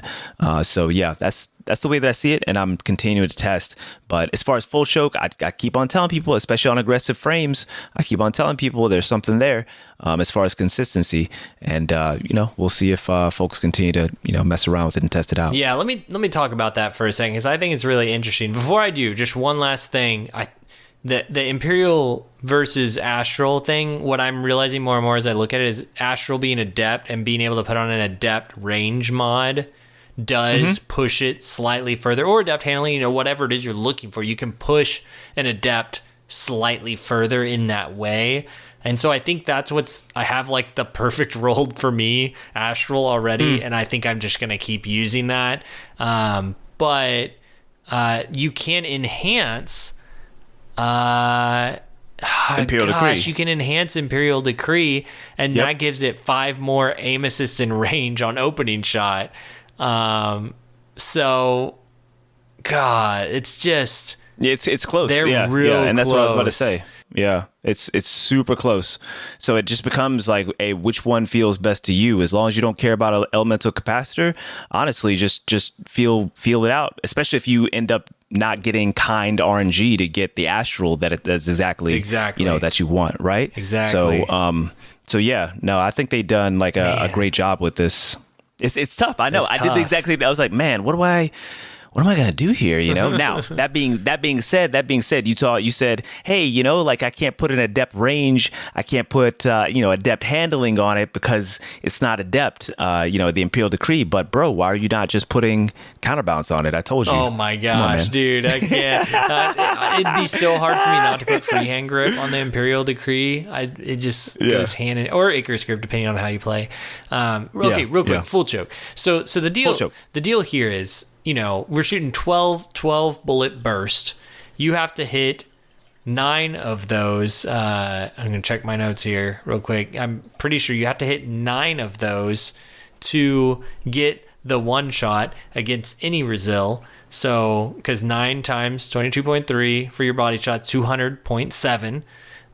Okay. So the crit doesn't matter, is what I'm saying. Yeah. If you're in range. And I think that's the trick here, and that's going to be the give and take, is once you get just slightly out of range, that little bit might matter between resilience levels, because if you use Full Choke, it takes your crit. Your crit's just tiny bit more. So body shot is 22.3, a crit is 24.7. You put Full Choke on, the crit becomes 22.73. Almost a body shot. It's really close. And on visually, you won't even see the difference, but there is a slight difference. So what I'm saying is, if you're playing in range, and I mean damage fall off wise, which on this, if you spec it out full range, is about 6 meters. And even then, if you push past 7 meters, you could hit 10 bullets and be fine still. And at that point, it also doesn't matter whether you have full choke or not. So why not just run full choke and make sure more bullets hit? That's kind of where I'm at with it. And I know testing like Yurda, they did their new shotgun test based off of the new shotgun pellet spread, and I appreciate it. And it's a very interesting video. But even then, it's like you said, it's shooting targets against a wall in a very specific shot, in a very specific spot, which I realize is different depending on what weapon you're using because of the way the reticle spreads. So you don't actually want to shoot at the same spot, but that's how the testing was done.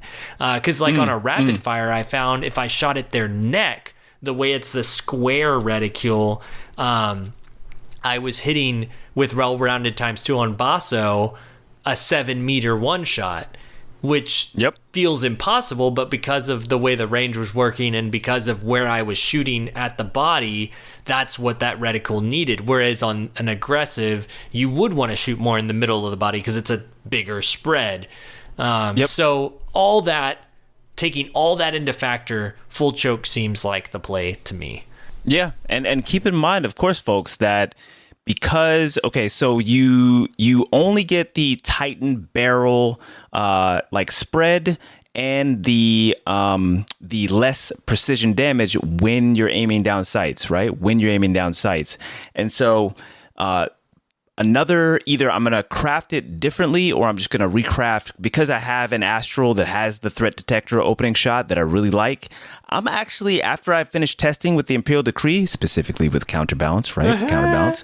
I think because of the synergy of snapshot, aiming down sight, and full choke, I'm probably actually going to craft this one again for my Warlock. I'm going to craft it with full choke, accurized slide shot, and snapshot, actually, so that I could just get I can slide and I can immediately ADS so that I could take full benefit of the full choke. And then I can decide from there whether, I have enough range, effective range with my playstyle to rock like a handling masterwork or I have to go with more range. So it's a cool idea. Yeah, that's something to definitely consider. Snapshot and full choke are definitely, two perks to a barrel and a perk that synergize very well with each other to ensure that you're taking full advantage of that full choke. Nice. Well, yeah. I think that brings us to a close of another show of Destiny Massive Breakdowns. Did you have anything else you wanted to say about these weapons, Tony? I don't think so. We've been doing a pretty good job with the notes, so we haven't missed much. Yeah. Okay, well, thank you everyone for listening. Don't forget to like and subscribe for more Destiny Massive Breakdowns, and be sure to check out on social media and Discord for your feedback, questions, or just to let us know what you enjoyed about the episode. Yeah, and remember, you can connect to all things Destiny Massive Breakdowns at destinymassivebreakdowns.com, including Podcasts versus Enemies, hosted by Court, Impetus, and Saint Caper, and also, of course, Beneath Twin Suns, a Star Wars podcast hosted by Kit Kutcha and Mercules. You'll find our social links, an invite to join the conversation in Discord, episodes new and old, the occasional guidepost, and more well-written resources right there. And of course, this is Ill Physics, aka Tony. If you did not previously know me, you can find me at Ill Physics on most of my socials. You can find my link tree in the bio on my Twitter, which is, of course, twitter.com/illphysics. You can find me, again, streaming pretty regularly, full-time, through the week at maybe some weird hours, but... you'll catch me because I stream like 20 hours at a time, right? At twitch.tv/illphysics. My co-host right here. Yeah, this has been Lego LaFlash. You can find me on YouTube and Twitter. Definitely check out the YouTube stuff. Covered a lot of the fusion rifle stuff lately in depth. Looking forward to some of this well-rounded and the hand cannon stuff soon. Maybe I'll finally get the one shot, and also I just applied for Discord partnership randomly. It's been like flooding in, because if you're interested, I've posted all my fusion rifle advice into crafting guides in the Discord. So you just go in there and you can see exactly my recommendations for everything. And it's just been a cool place for people who like bows and fusion rifles to hang out. I know I talk about everything, but specifically like fusion rifles, it's difficult to talk about sometimes without getting like, well, just get good, just aim it and shoot it. Like, what else you got to do? It's true. And it's like, it's more intricate than that. And so I think people are feeling like it's nice to have a safe place to go where they can just talk about the intricacies of it and not get shamed immediately online. So it's been a cool place to hang out and enjoying the community there, and in our own Destiny Master Breakdown. So be sure to come hang out there as well and give us feedback on the show. Most definitely. And if you have any bow users in your Discord that particularly main and enjoy Le Monarch, please give them a roll so that I can spot them. Well, thanks for joining us, y'all, this time. Until next time. Yep. Peace.